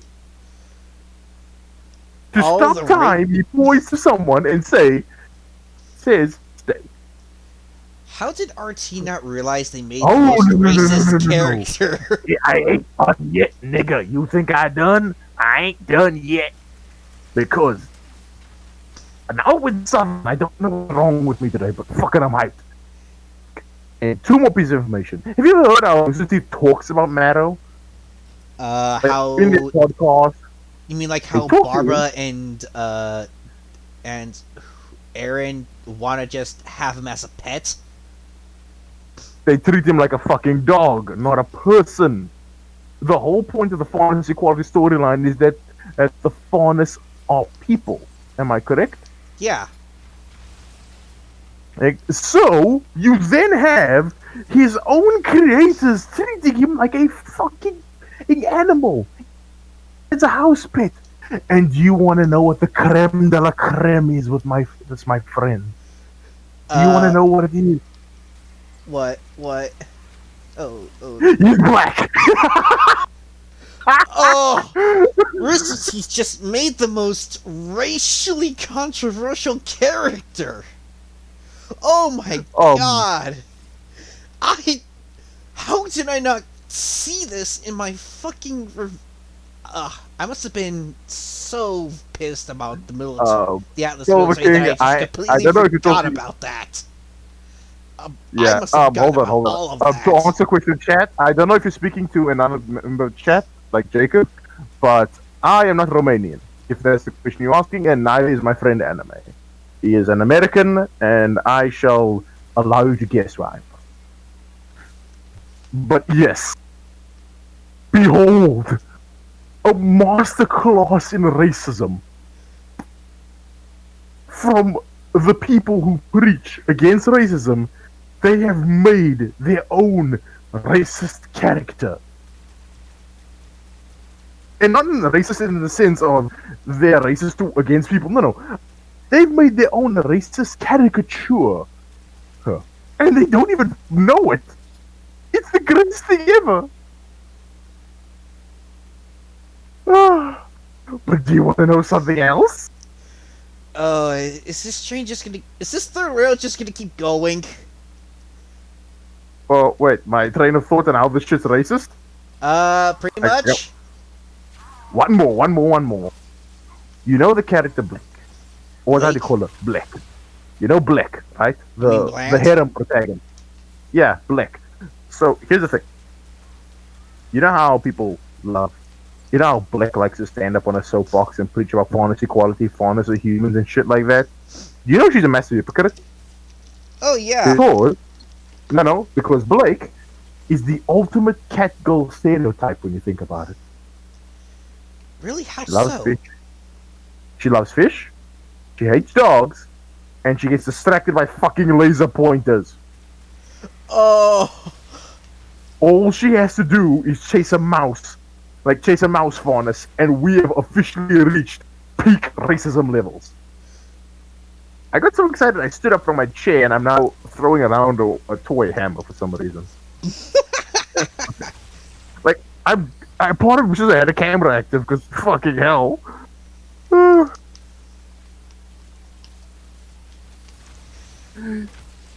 Oh dear lord. Oh yes, and to dial it back to Matto, to quote what one of our chat members has said, yes, Matto has an OP as shit semblance. And I want to clarify something. In the fight between Weiss, many people say that's her first win, which I'm going to say that if you need 7 seasons to get 1 win, you suck ass. But another thing I want to point is, Matto doesn't actually want to fight Weiss, so he's not giving it his all. So technically, Weiss doesn't win. She only wins by a technicality, which is rather shallow. Oh yeah. Consider this, Matto's a very... Oh yeah, also, people say the Aesop's versus Team RWBY fight is the best. Watch that fight again. Now I want you to look at it almost frame by frame. Oh god, it's awful. I mean, just look. No. I combed through episode 9, and guess what I found? They didn't want the What? They didn't want the Goliath stampede to kill civilians. Wanna know how I know this? Oh yeah, even because they cut away from the Goliaths running over the civilians, even though by all means those civilians are fucking dead. No, my friends. I literally Oh. went through it at such a slow speed that if you were to miss it, you would have to be fucking blind. You see all the civilians that were right in front of that stampede? It looks like they, out of Herculean leap and logic, jumped so far that you think, how did this happen in this Herculean leap and logic? They should have been splattered into paste. You're fucking with me, right? No. Look at episode 9 and get to the part where that Stampede actually tries to kill people. Would I? They do not kill anyone. That's why there's no fucking blood on their tusks after people thinking, oh no, the Grimm killed a bunch of civilians. Finally, after 7 seasons. Well, actually, they killed civilians in Volume 4 and Volume 3. No, that was the Bandit Tribe. No, Volume. That was the Bandit Tribe for Volume 4. No, I was gonna say actually, yeah, you're wrong. I'm wrong with Volume 4. Volume 3, they kill people, and Volume 5, the Queen launches it up a part of ship. But I'm being informed of something about chat. But there's the thing. But that's the thing, though. It's all off screen, or they're in some other place, and they just explode. Yeah. Evidently, Artie actually said, yeah, they want to keep the black man as a pet. Oh God, and it just makes it worse. I know. But Oh dude, do you have any idea how bad this gets? Like, my the God, more you analyze and dissect. Like, we have just strayed so far from the original point Fuck of the the original stream, topic. but No offense, dude, but fuck the original topic. It gets. See, the problem is when you confine yourself in the original topic, you always have to pull yourself back. Let's just keep going with trains of thought. It's more fun like that. We can come back to the original topic when we run out of crazy ass trains of thought. What was I gonna say next? Oh yeah, I want to address something. I want to address another thing. From a little, I know we said we wouldn't spark drama, we wouldn't go to controversy and stuff like that, but fuck it. It's not like the people who we're gonna get in this beef with know who the fuck we are. It's not like they can do anything to us regardless. So there's a YouTuber by the name of Last Super Saiyan. And like all YouTubers in the same age, the fucker has a Twitter account. Yes, I'm gonna call him the fucker because damn is he stupid. And he stated that despite every possible outcome pointing Vine and Elm as basically an adult version of Ren and Nora, the genius is created, went through mental gymnastics so great, if they were an Olympic sport, this fucker would win platinum, not gold, mind you, platinum, and stated Vine and Elm are Blake and Yang. what? I know. Vine and Elm are Blake and Yang. I think my head just exploded, and I just want this game to kill me instantly, that was like your it just character. did. Yeah. That was your character, not your actual head, don't worry. Yeah, and yeah, But Silver yeah. King, Blake is such a bloody hypocrite. As yes. as one of our friends would say, she's a fucking wanker. She's a fucking wanker is what she is. I've been practicing. No, I'm wrong. She's a fucking wanker is what she is. Or as my people would say, she's a fucking puss. Which, I don't think I need to translate what the hell that means. Well, actually, it's funny because she is a pussycat and puss. And it works. But continuing on. Yes, for some reason, and this is what I meant to come back to, and I know we were discussing military stuff, but I want to discuss the biggest topic that we can discuss. The thing that has been attached to the RWBY community as a malignant tumor on a cancer patient. The thing that has grown and consumed more things than Galactus could ever fucking dream of. Let's talk about Bumblebee. Let us speak about Cancer D. Can we not? Now, Please? fuck it. We're in deep. We're balls deep in. Might as well keep thrusting. We are so blacklisted. You know what? In this, how long have we been fucking doing this? In this 109 minutes, I've grown to stop caring. So much for being Because- professional. I know, I'm the one who insisted on professionality, but I'm fucking throwing it out the window. I don't know why, but for some reason, I've come to the realization that I can try and be civil. No one's gonna fucking hear me anyway. Like, there's no one who's gonna stumble onto this podcast. No one who works at Rooster Teeth is gonna stumble onto this podcast. None of them is gonna go, you know, maybe these guys got a good point. And so, yeah, just watching it once, you can already tell something is fucking wrong. Like, it took me a long bloody while just to slug through episode 9. Oh, you think that's bad? Just to objectively tell you why it's a bad episode.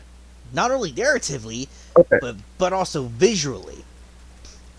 Because I'm the motherfucker who's like Rudolph, that's you know, I come through all the details, major or smaller. Mm-hmm. I actually want to point out something. A couple of friends, when we've gone this new hobby, when we look at the RWBY stuff, we're going to look at the fights, we break them down frame by frame to see where all the stupid stuff is, because RWBY these days is using quite a few stretch frames, and clipping issues and stuff like that. If you look carefully, there's a lot of problems in their fights from Volume 3 onwards. And I think in Volume 3 even. In the fight between Weiss versus Doggy Boy, Maddo clips through and legit just defies physics in that fight. Like, he turns his body into liquid when he moves like a snake in the ice shards, and he literally phases through a few of them too. I'm not fucking with you, my friend. This is real. There's also logical leaps in these fights that don't make sense. But let us return to what I originally started this little segment on. Bumblebee. Not the car, not the motorcycle. Definitely not the Transformer. Because, my god, would I just love to talk about how a cracked ship just came up in the fandom on the Funky subreddit where it's Bumblebee and Yang. What, the motorbike and... Oh, the motorbike or the No. The Transformer Bumblebee and Yang. Doesn't that sound like a more interesting relationship than Blake and Yang? Oh, of course. To be fair, I would love to see that. If only because... No, I'd love to see it only because it's not Blake. That is how much I hate that character. Yeah, they just have them joined at the hip for some reason. Which is what I was going to get at. You see, I'm going to be frank. I'm not opposed to the idea of a lesbian relationship, nor am I opposed to this particular coupling happening within the show. The problem is how it was handled. And I think the biggest problem is the dependency these two characters have on one another, specifically Yang on Blake.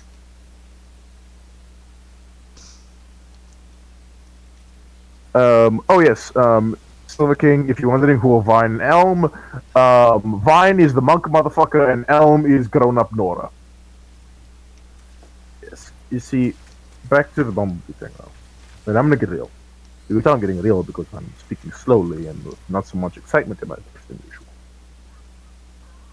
When it comes to relationships, it's important that you get a good balance of being yourself as well as being with someone else. And one of those things would be that you don't depend a lot on your other. You can care for them, you can depend on them a few times, but when it gets to the point that you actually shut down for months on end just because someone vanished and not because you lost a fucking arm, I think we have a problem. Don't you agree? Yeah.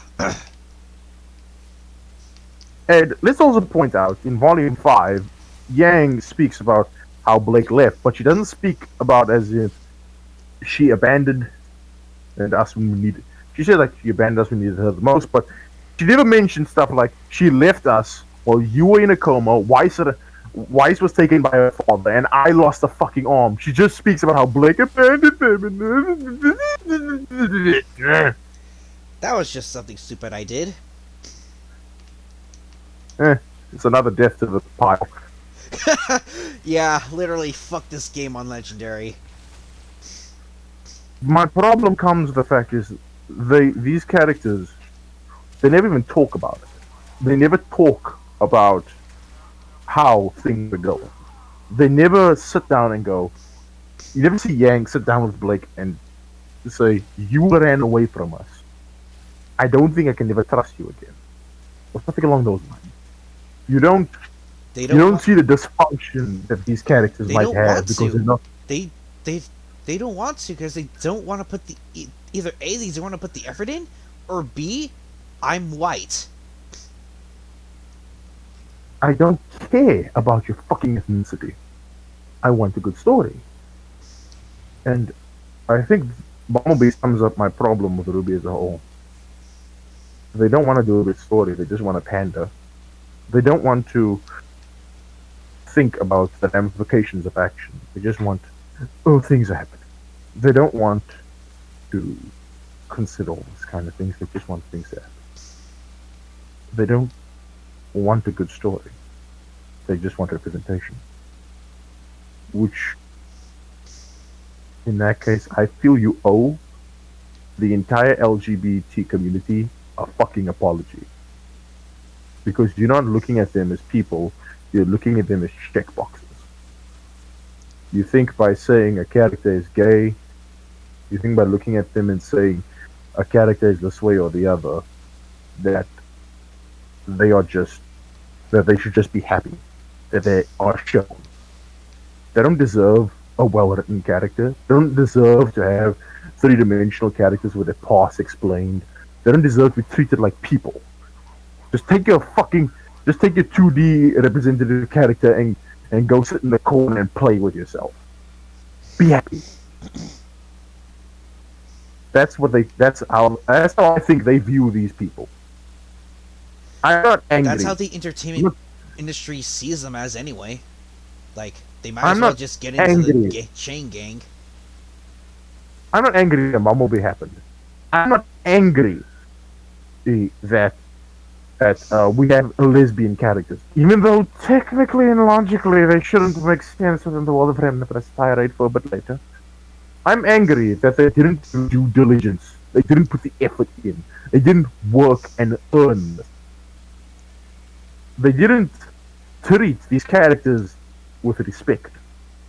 Which I know. I've just been shitting on these characters the whole time, but I'm saying they deserve respect. Because from a writing standpoint, every character deserves a bit of respect. And it disappoints me that they did not give these characters the respect they deserve. That is the biggest problem with Bumblebee. There's no respect. From the writers or the characters. Got anything more? No, you pretty much hit it. Like, I'm a Christian, and I do not care for LGBTQ representation, so long as the story is good. Far too many franchises I loved just panders, and it's jarring and frustrating. They only see that community as a cash cow. They shouldn't be cash cows. Just because they finally had someone that you could relate to in terms of representation. Did I ever tell? I think I've told this story a few times, but I've never. But this is a honest stream. I might as well just. What was this stuff? So, okay. I agree with you, Jacob. Did I ever tell? I don't know if you were here, but I told a few people this.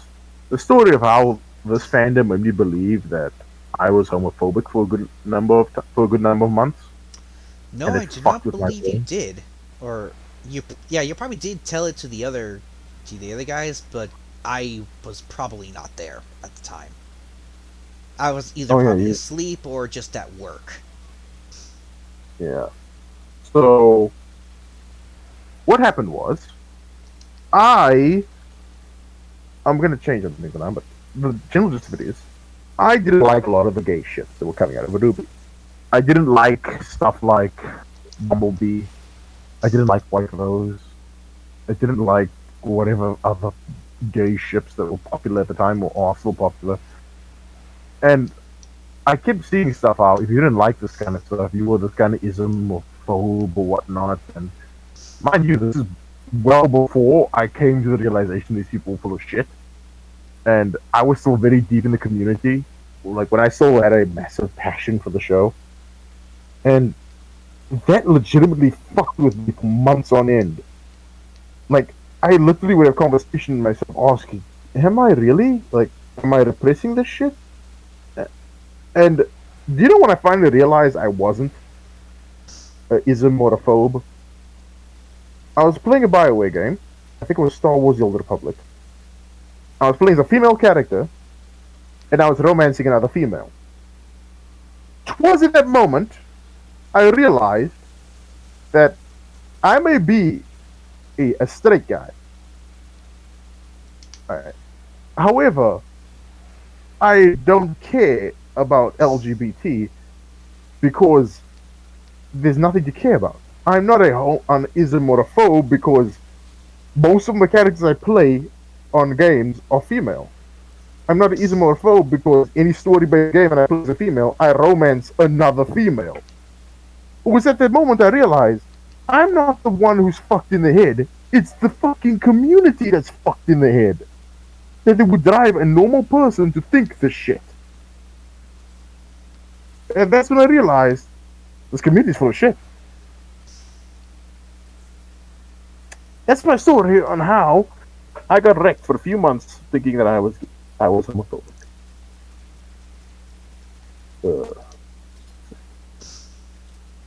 Anything else you got there?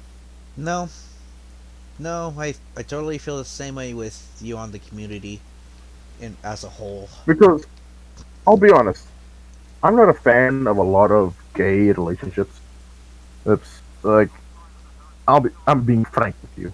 I don't care about gay people, or like either positive or negative. I'm just not a fan of when they shove it down my throat. You know? Which Bumblebee obviously is.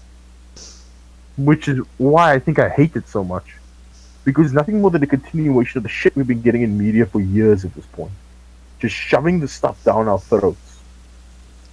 And then, of course, if we disagree with it, we're just called the is and the phobes. Yep. Which is rather sad. And I think I want to expand this into something. I want to expand this Bumblebee section into another important topic. The fandom. Our fandom, our once nice, very close-knit, kind fandom, has become something I would equate to the Steven Universe fandom. It is something that... You remember a while back, there was this hoax about a girl who committed suicide, but it turned out to be bullshit. Because according to the story, she was harassed by shippers. Was this about some random chick getting harassed because she shipped Crow with Blake? Yep, Cleo and the Omen bullshit. Oh. Yeah, you see. Yeah, we all knew. already called it out. Like, that was all bullshit. Yeah, I know. Yeah, I know. But and he still got flack for it, despite calling it bullshit. Yeah, but here's the thing, though. It's the fact that we could see it happening. We could believe it. It wasn't like a moment of... If somebody told me... Let's say somebody tells you, the Destiny community, they cause a guy to commit suicide.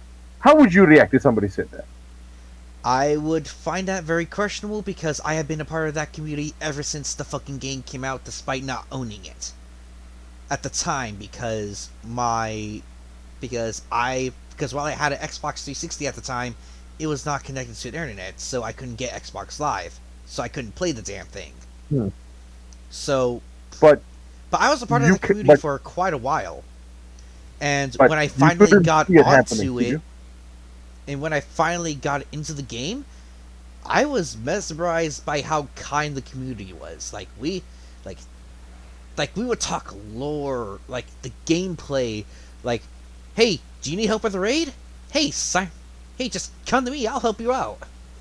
don't know how to do a raid, Yeah. or this is your first We'll night help home, you. yeah. Like RWBY used to be like that from what many YouTubers who were a part of the fandom from the beginning was like.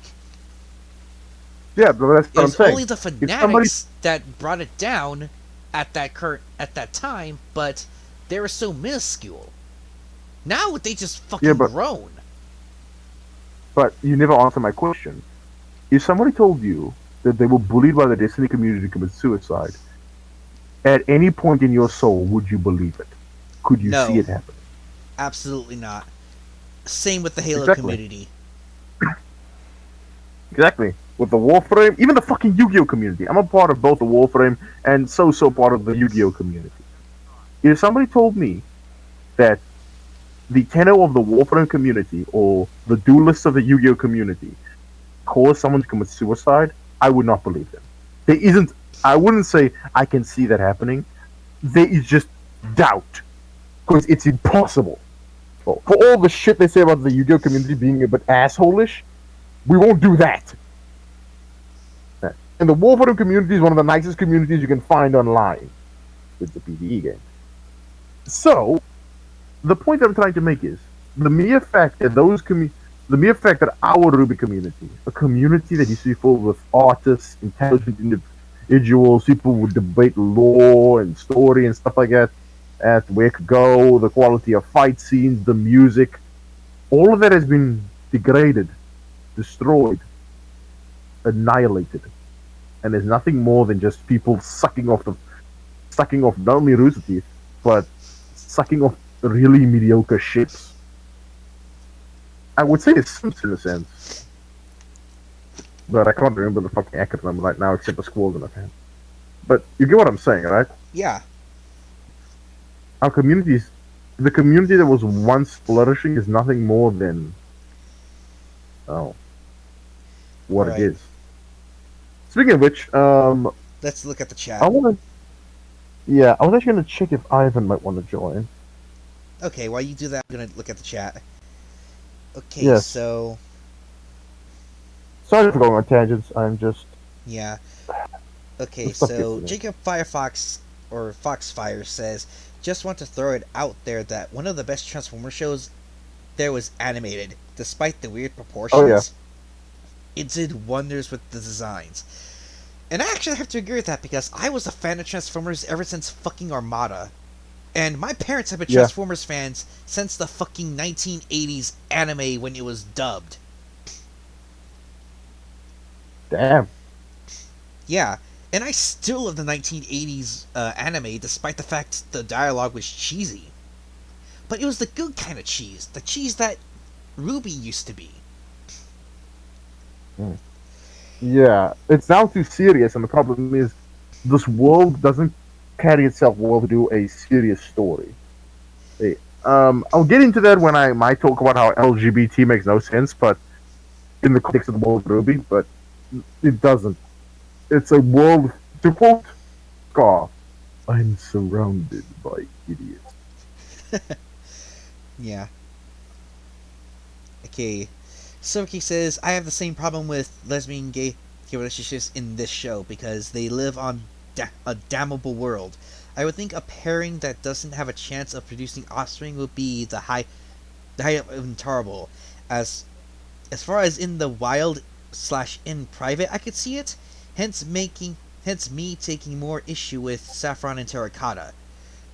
Now, I think this might be a bit more about them being unable rather than unwilling to make a good story. I'm fine with it. It just, it's just nonsensical. It's not that they're unwilling to tell a good story, it's just that they can't with the shit that they were given. If that makes sense.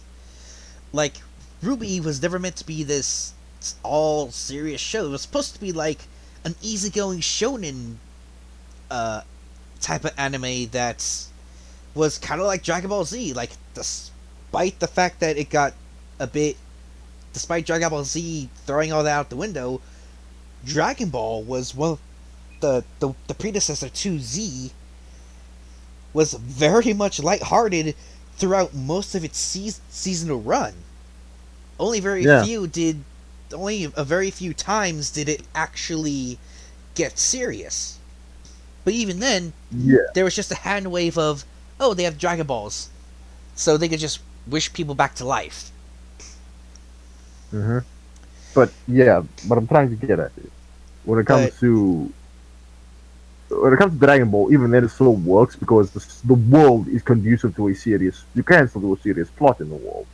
Hell, you can even have gay people in the world because there's no overarching threat like the Grimm.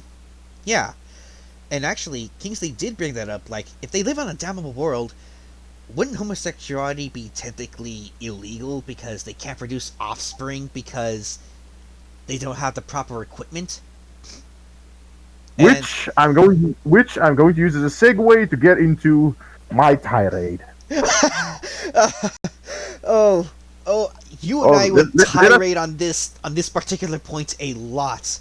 There, like, in a world of RWBY where you live surrounded by monsters, you should not. I mean, like, if you want to have a good story arc with LGBTQ plus characters, make the world homophobic because of the world they live in. Yes. Exactly, yes. And if people find out that you're homosexual, they'll put you in some sort of fucking breeding pen. I think I made the example of, I said this to a few guys. The world to work would need to be so homophobic that if Yang were to come out to anyone, be it Crow, Tai, or even cute little RWBY, they'd want to fucking kill her, disown her, and stick her in a breeding pen if she survives the fight. Exactly. That's how. Look, just imagine the character art John and his sister Saffron and sister-in-law Terracotta could have had. Yeah, like when he shows up, they have to hide the fact that they're gay. Then you could just say, "Oh, Terra's a friend of mine. She's going through a hard time, and she and her son are living with us." Like, you know, why not use the divorce as an excuse? Like, why not just have Terracotta use the divorce excuse as to why she's in that fucking home in the first place with her son? Yeah, just say, she's a friend of mine, but she's going through hard times. Her husband died. He's died. I don't think divorce. Like, either died or divorced. Either one would work. Yeah. I'd say die if you want to be more dramatic and pull on Jean's heartstrings. Oh, better yet, have Saffron kind of like against the idea of Jean being a husband because her lesbian wife lost her husband to the fucking Grimm as a huntsman. That could work. Well, that could also work, and it's one of the reasons you could. I would say have the husband be a close friend. Like, don't make it a three-way relationship. Just say Saffron figured out she was gay after Terra's husband died, and she, was with, with Terra, helped her, and then one day they figured out Terra's bisexual. I'm gay. And they have to hide it from Team RWBY Team Juniper the whole time. This would be a nice little mini arc. Yeah, and it can just have Jean coming to terms with, okay, my sister is gay, but I still love her because she's my sister, and I don't want her to go through the shit that's apparently rumored what happens in those fucking breeding pens. Yep. To the breeding chamber with you. Yeah, Adele's meme would become real. But the reason I'm saying this is because racism in the world of RWBY makes no sense. But homophobia would. No. The reason I said it makes no sense is racism breeds a lot of animosity, anger, hatred, and all kinds of negative emotions that would draw the Grimm to you. The faunus who are being treated poorly would be a beacon for the Grimm to attack your settlement or your camp or your whatever. However, doing basic math, as you know, people who are gay are about I think 1% of the global population. Less than 1. It's like less than 0.05. Supposedly from recent data. Well, yeah, from recent data they say people of the LGBT community, they are less than 1%. And we have 7 billion people, 7 going on 8 billion people on our planet. The world of Remnant would have a marginally smaller population, right? Yeah, definitely. Just by Especially doing if, basic math, they'd have a smaller population considering they're only focused in 5 major areas, right? well, not only that, but their villages disappear and appear out of fucking thin air. So It's you would basically how the imagine Imperium of Man hundreds of people loses dying and gains. in one fucking village. Yeah, I was just saying, it's like how the Imperium of Man loses and gains planets at a rate that no one bothers counting anymore. You just know where the general borders are. Now, here's the thing. This would mean the gay population of Remnant would be even less. However, to be safe, you gotta demonize it. And therefore, that population might even be slashed further because they're hiding who they are.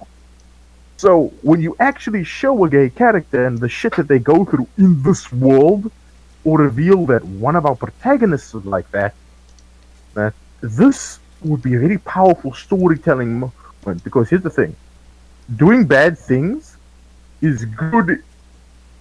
Like, if you want to show something like homophobia, it's good to have a character who has to go through it. But at the same time, you gotta say these bad things are done for a reason. It's because we have no choice. It's either this or we die, essentially. Yeah, we have to reproduce the natural way, otherwise humanity is as good as dead. Because And somebody says, what about artificial insemination? Huh? Yeah, there's the argument you could make about, what about artificial insemination? I make the argument, one, who the fuck's gonna come up with that technology when you got more important shit to deal with, like building a bomb to fight the Grimm? And two, if it did exist, it'd be real fucking expensive now, wouldn't it? I mean, And hell, then even in our age, despite having the technology for it, it's still expensive as fuck. Yep. And not only that, it also comes with hours upon hours of agonizing paperwork and even more taxations because the child is technically not even yours. It's half yours and half someone else's, and your other spouse has no say in it because, well, the sperm came from someone else. Yep. So, you see what I mean? It's more trouble than it's worth, essentially. Yeah. And you already have the Me Too movement, so if there was if there's Well, ever a Me Too I don't think that would exist in Remnant. Well, if it Yeah, did I think exist in Remnant, then it would be so, like, downgraded Inefficient? to an insignificant point, because, you know, so long as they're producing babies to counteract all the deaths that's happening in every single day when a village appears or disappears, then it would technically be counted as a good thing if the woman reproduced, because that's how another soldier. Because that's how the depravity has led humanity to go down. Yeah, that's another soldier, and for some reason, chat is frozen. Chat is frozen? For me, at least. I don't know about you. No, it just stopped. Weird. No one's talking anymore.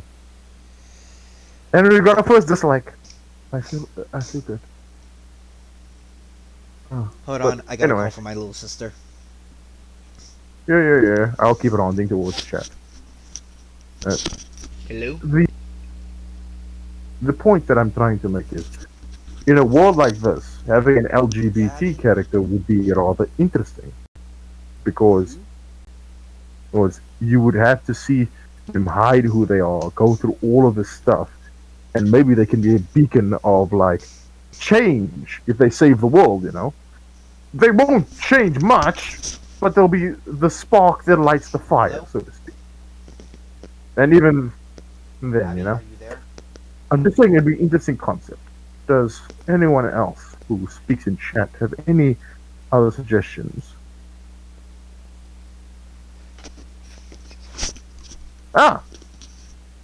Fawn is similar to the human race. You see, here's another problem with RWBY. The Faunus make no sense. We can Jello Apocalypse in his critique video, in his little basically this is RWBY video, pointed out that the traits Faunus get are very inconsistent.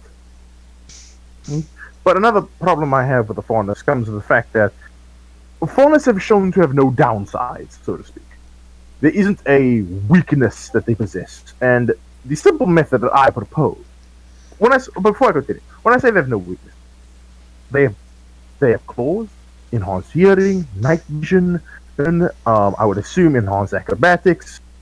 So they are just human plus, essentially. Like, you got a powerful dude, well, throw some fucking claws on him, he's even more powerful. You know? So, I would suggest, I'm assuming everyone here knows about RPG, so I would suggest we use RPG logic and give them a race debuff. What is a race debuff, you may ask? The Faunus are dumber. I'm gonna fucking say it, the Faunus are dumber. We make the Faunus dumber. We make it so that they have a lower intellect compared to humans on average, and they are noted to have more emotional responses to certain stimuli, to certain topics and stimuli than humans would. In other words, you give Blake's overreaction and screeching about the White Fang actual canonical reasoning to why it exists. Yes. Because she's a Faunus, and Faunus overreacts over everything. You can even have a survivor of, say, Faunus slavery say, I want that shit back because my life was better underneath this oppression, quote unquote. Show both sides if you would have to do a racism argument, because guess what? In times of racism, you'll find that people who were part of it, some of them actually liked the times before, because for all the shit they got, there were benefits too. I mean, just look at, like, if any of you have ever read the Bible, look at Exodus and all the Jews complaining about all the shit they lost when they left Egypt. Despite the fact manna was coming from the fucking sky. Water came out of fucking rocks that Moses stabbed with his fucking staff. No. You want to get real close to home. Apartheid. During apartheid, for all the shit that went on, there are several people who of the oppressed class think that the government was ran better. Education was better, healthcare was better, the police were more efficient, stuff like that. And some people actually believe they were treated better. Yes, people of an oppressive regime like apartheid believe that they were better in that regime than their so-called free. Now, I don't fucking believe it, because no, and if I don't want racist regimes back. However, this would be a nice contrast. It would be a nice contrast, and it would actually spark discussion and debate between our characters, and it would actually put them through turmoil. And Ivan has it as well. Huh? Ivan's respond. Give me a moment.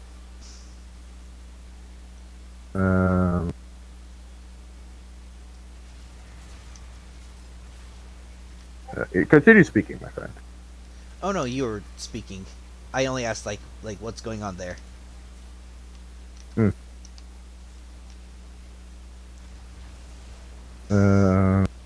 If anything, we're just grunting in frustration that I can't kill these turrets.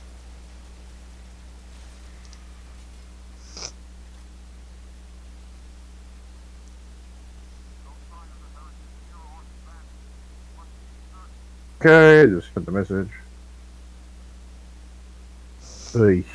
And they're talking about MJ and the MCU. Let's not discuss that. Yeah. But yeah, I'm not saying we will encourage this kind of thinking. The thing we encourage is well, we are going to have the characters actually think about things like this. Because guess what? Racist societies, racist regimes, stuff like that, these are the kind of debates that happen. And people will actually argue that the time of them being oppressed was better than what they currently have to go through. You know? And it would be an interesting contrast. Because the main problem with RWBY is they just say racism bad, which every 5-year-old probably knows by now already, considering how much it's beaten over your fucking head. However, they don't want to have an in-depth talk about racism, or the nuances of racism, or the reasons a person might be racist, you know? Yeah. Yeah. Like, I mean, like, for fuck's sake, like, Miles and Carrie talk about how they introduced racism with one fucking sign in Mistral. Outside what a they fucking fucking bar. do? You know how would have been better? Replace that sign with a fawn's head. Like, a decapitated head that says no fawness allowed. Is it gruesome? Is it brutal? Yes. Does it get the fucking point across? So yes. Yes, absolutely. And it would show the kind of world we're dealing with. It ain't just sunshine and rainbows. This place can get pretty fucking dark. Yeah, and if Mistral's supposed to be one of the faunest, not friendly faunest states, then have actual environmental storytelling. I mean, just look at video games for that matter. They have environmental storytelling. And yes, all you get is one sign. When video games and other TV shows and mediums have so much of it already. It's like it's like saying like there are Destiny killers out there. Well, what do you mean in terms of that? Like in terms of the genre? Because if it's in terms of the genre, then that's a fucking lie, because nearly all games like Destiny are shit. Now, that's not to bash Warframe, but at least Warframe is fucking free. And so Destiny. Also, it has its own unique identity aside from it's a Destiny game. It's a Destiny-like game. Yeah, like people say that there are Destiny killer games out there, despite the fact that most of them, like the only reason why they have such predatory microtransactions is because they're fucking free or something like that. And all EA, and I'm gonna bring Anthem into this because, oh god, that game sucked ass. I know we're deviating from the topic, but dear lord, that game sucked ass.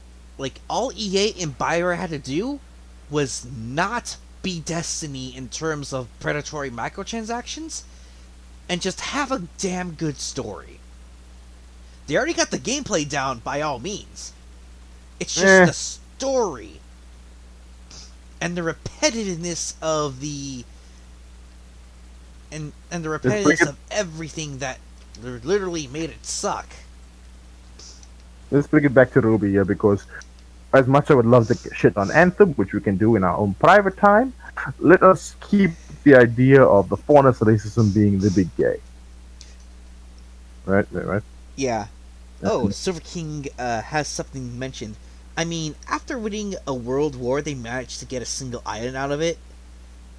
Actually, that was after the Faunus Civil War, which is... not a world war. Yeah, like the Great War happened way before the Faunus Civil War, but it was during the Faunus Civil War that they got the island. At least memory serves me right. Yeah. To be fair, though, I feel like they could have just wrapped both of them into one conflict. But at the same time, this brings up another problem. The time. Okay. As in, no proper timelines are given other than just vague amounts of months that happen.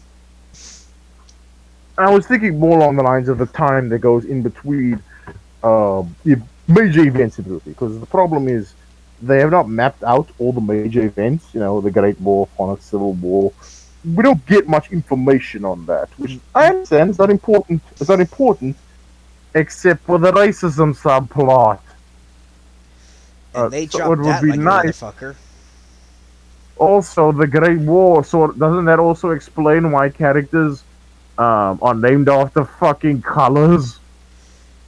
I mean, I've explained this to the OC subreddit mod that keeps bothering me about the fucking color rule, and it's like, bro, I already gave you an in-lore in depth of why I think why these characters are named like this. Because there's no way in hell, after 80 years, is a popular trend gonna either stick or is gonna change. Now, if it was cemented centuries ago, then I can understand that. But if it's fucking recent, realistically, not many people are gonna give a shit within a fucking year. Just look at how trends start and die on Twitter. Yeah, or just in life in general. Yeah. It's kind of asinine to assume that a trend would start 80 years ago and you would still carry it on. Which would have been interesting, like, you get characters with normal names, and when you see someone with a color name, they might insult that person. Or Because, better yet, another story arc that could happen. Like, the people with color names giving flack to those who have normal names. Because they perceive themselves to be super fucking special, yet apparently the parents didn't care enough about them to give them their own unique name. Like, could you imagine Cardin Winchester giving some pleb, like, oh, so you have a name like Frederick Richtofen? That is such a generic, normal name. You pleb. Did you know mine means something something wood, something something iron, whatever the fuck? Yeah, I don't know what Yours is just a Cardin pleb name. Like, that would not only cement Cardin further as the asshole who's just an asshole to everybody, because why wouldn't he? But it also cements, like, there's discrimination against even humans who just have a normal name. I would Or go could be perceived as a normal name. And they too are discriminated. I also want to point out, faunus racism doesn't make sense because there's no interspecies racism in the form of interspecies racism in the form of the faunus. For example, predator type faunus and prey type faunus. Like, say you Sienna and Velvet would, for example. There's no discrimination where Sienna would think herself above Velvet because Sienna is a tiger faunus, and like an animal that's stronger than a bunny. And Velvet would cower away from her because, well, she's but a lowly rabbit where there's a powerful tiger. She is forced to cower away. Or when you see Adam and Sienna talk, Adam is like all meek and all the stuff because like he's all meek and demure as opposed to he's very confident in his appearance because Sienna is the tiger. He's but a bull. He is a target. She is the hunter. You know? Yeah. That would have been interesting too, to show the faunus and the White Fang are full of shit. Yeah. Which fair. Like, they don't have their shit together either. Yeah, and they want to lecture the world. It would be interesting. Yeah, it's like the pot calling the kettle black, but the actual meme of it has substance within the show. Okay, we have a question here from Greg Ong. What would you suggest in order to make a Legion military politically powerful, reliable, effective, without changing what is already established? Okay, Give them better armor. That's it. Give them better armor and deploy them much better. Perhaps even upgrade, get more paladins out there. Even. I mean, yeah, just deploy them more competently. Like, if you have a fucking hole in your goddamn wall, have your fucking army of engineers fix it. And then, if need be, have literally artillery units behind the hole, as well as MG nests, and along with MG nests along the catwalk, as well as anti-material rifles in case a fucking Grimstampede comes by. Because let me tell you, RWBY's 50 caliber BMG bolt action M82A1 anti-material rifle has the power to kill a fucking elephant. Hell, a 308 could take out an elephant. even if it's armored as a Grim, it's still a fucking elephant.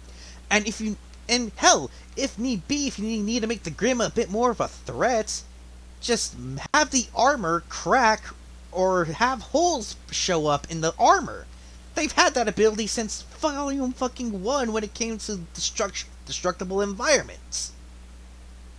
I was thinking about the Scorpion Grim and how when the Deathstalker showed up, like the big one in Volume 1, you could tell it was old because it had grass on it, its armor was cracked in various places. You've seen this thing's been through some shit. Yeah. So why not capitalize on that?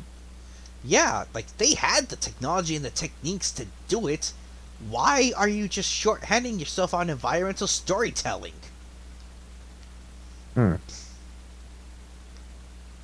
I honestly couldn't tell you, my friend. I wish sometimes I was in the writer's room with the writers. Not that I could yell at them or anything, or smack them around, or shoot them or something. No. Just so I could talk to them. Just to say, yeah, I'm going back to formal calm war now. But just talk to them and say, okay, why does this work? Why does that work? Why is this like this? Why is that like that? Does this make sense to you? Like, Really just think about ask the genuine questions. And for once, not to be ridiculed for it because you're asking a generic question. Why is this like this? Okay, I'm assuming you've had a little sister, or little cousins, or just one really annoying friend who keeps asking you, okay, but why? Okay, but why? Okay, but why? Okay, but why? Yeah. Yeah, I feel like you need someone like that in the writer's room so you could justify explanations, so that it makes sense. I don't think anyone like that is working at Rooster Teeth. Just to go to the writers, sit there and go, okay, but why? Okay, but why? Okay, but why? Okay, but why? Okay, but why? To be the annoying git, essentially. Yeah, and to have them give you a straight answer and not just say, oh, because of Rule of Cool. You can still have Rule of Cool, be a competent writer, and still use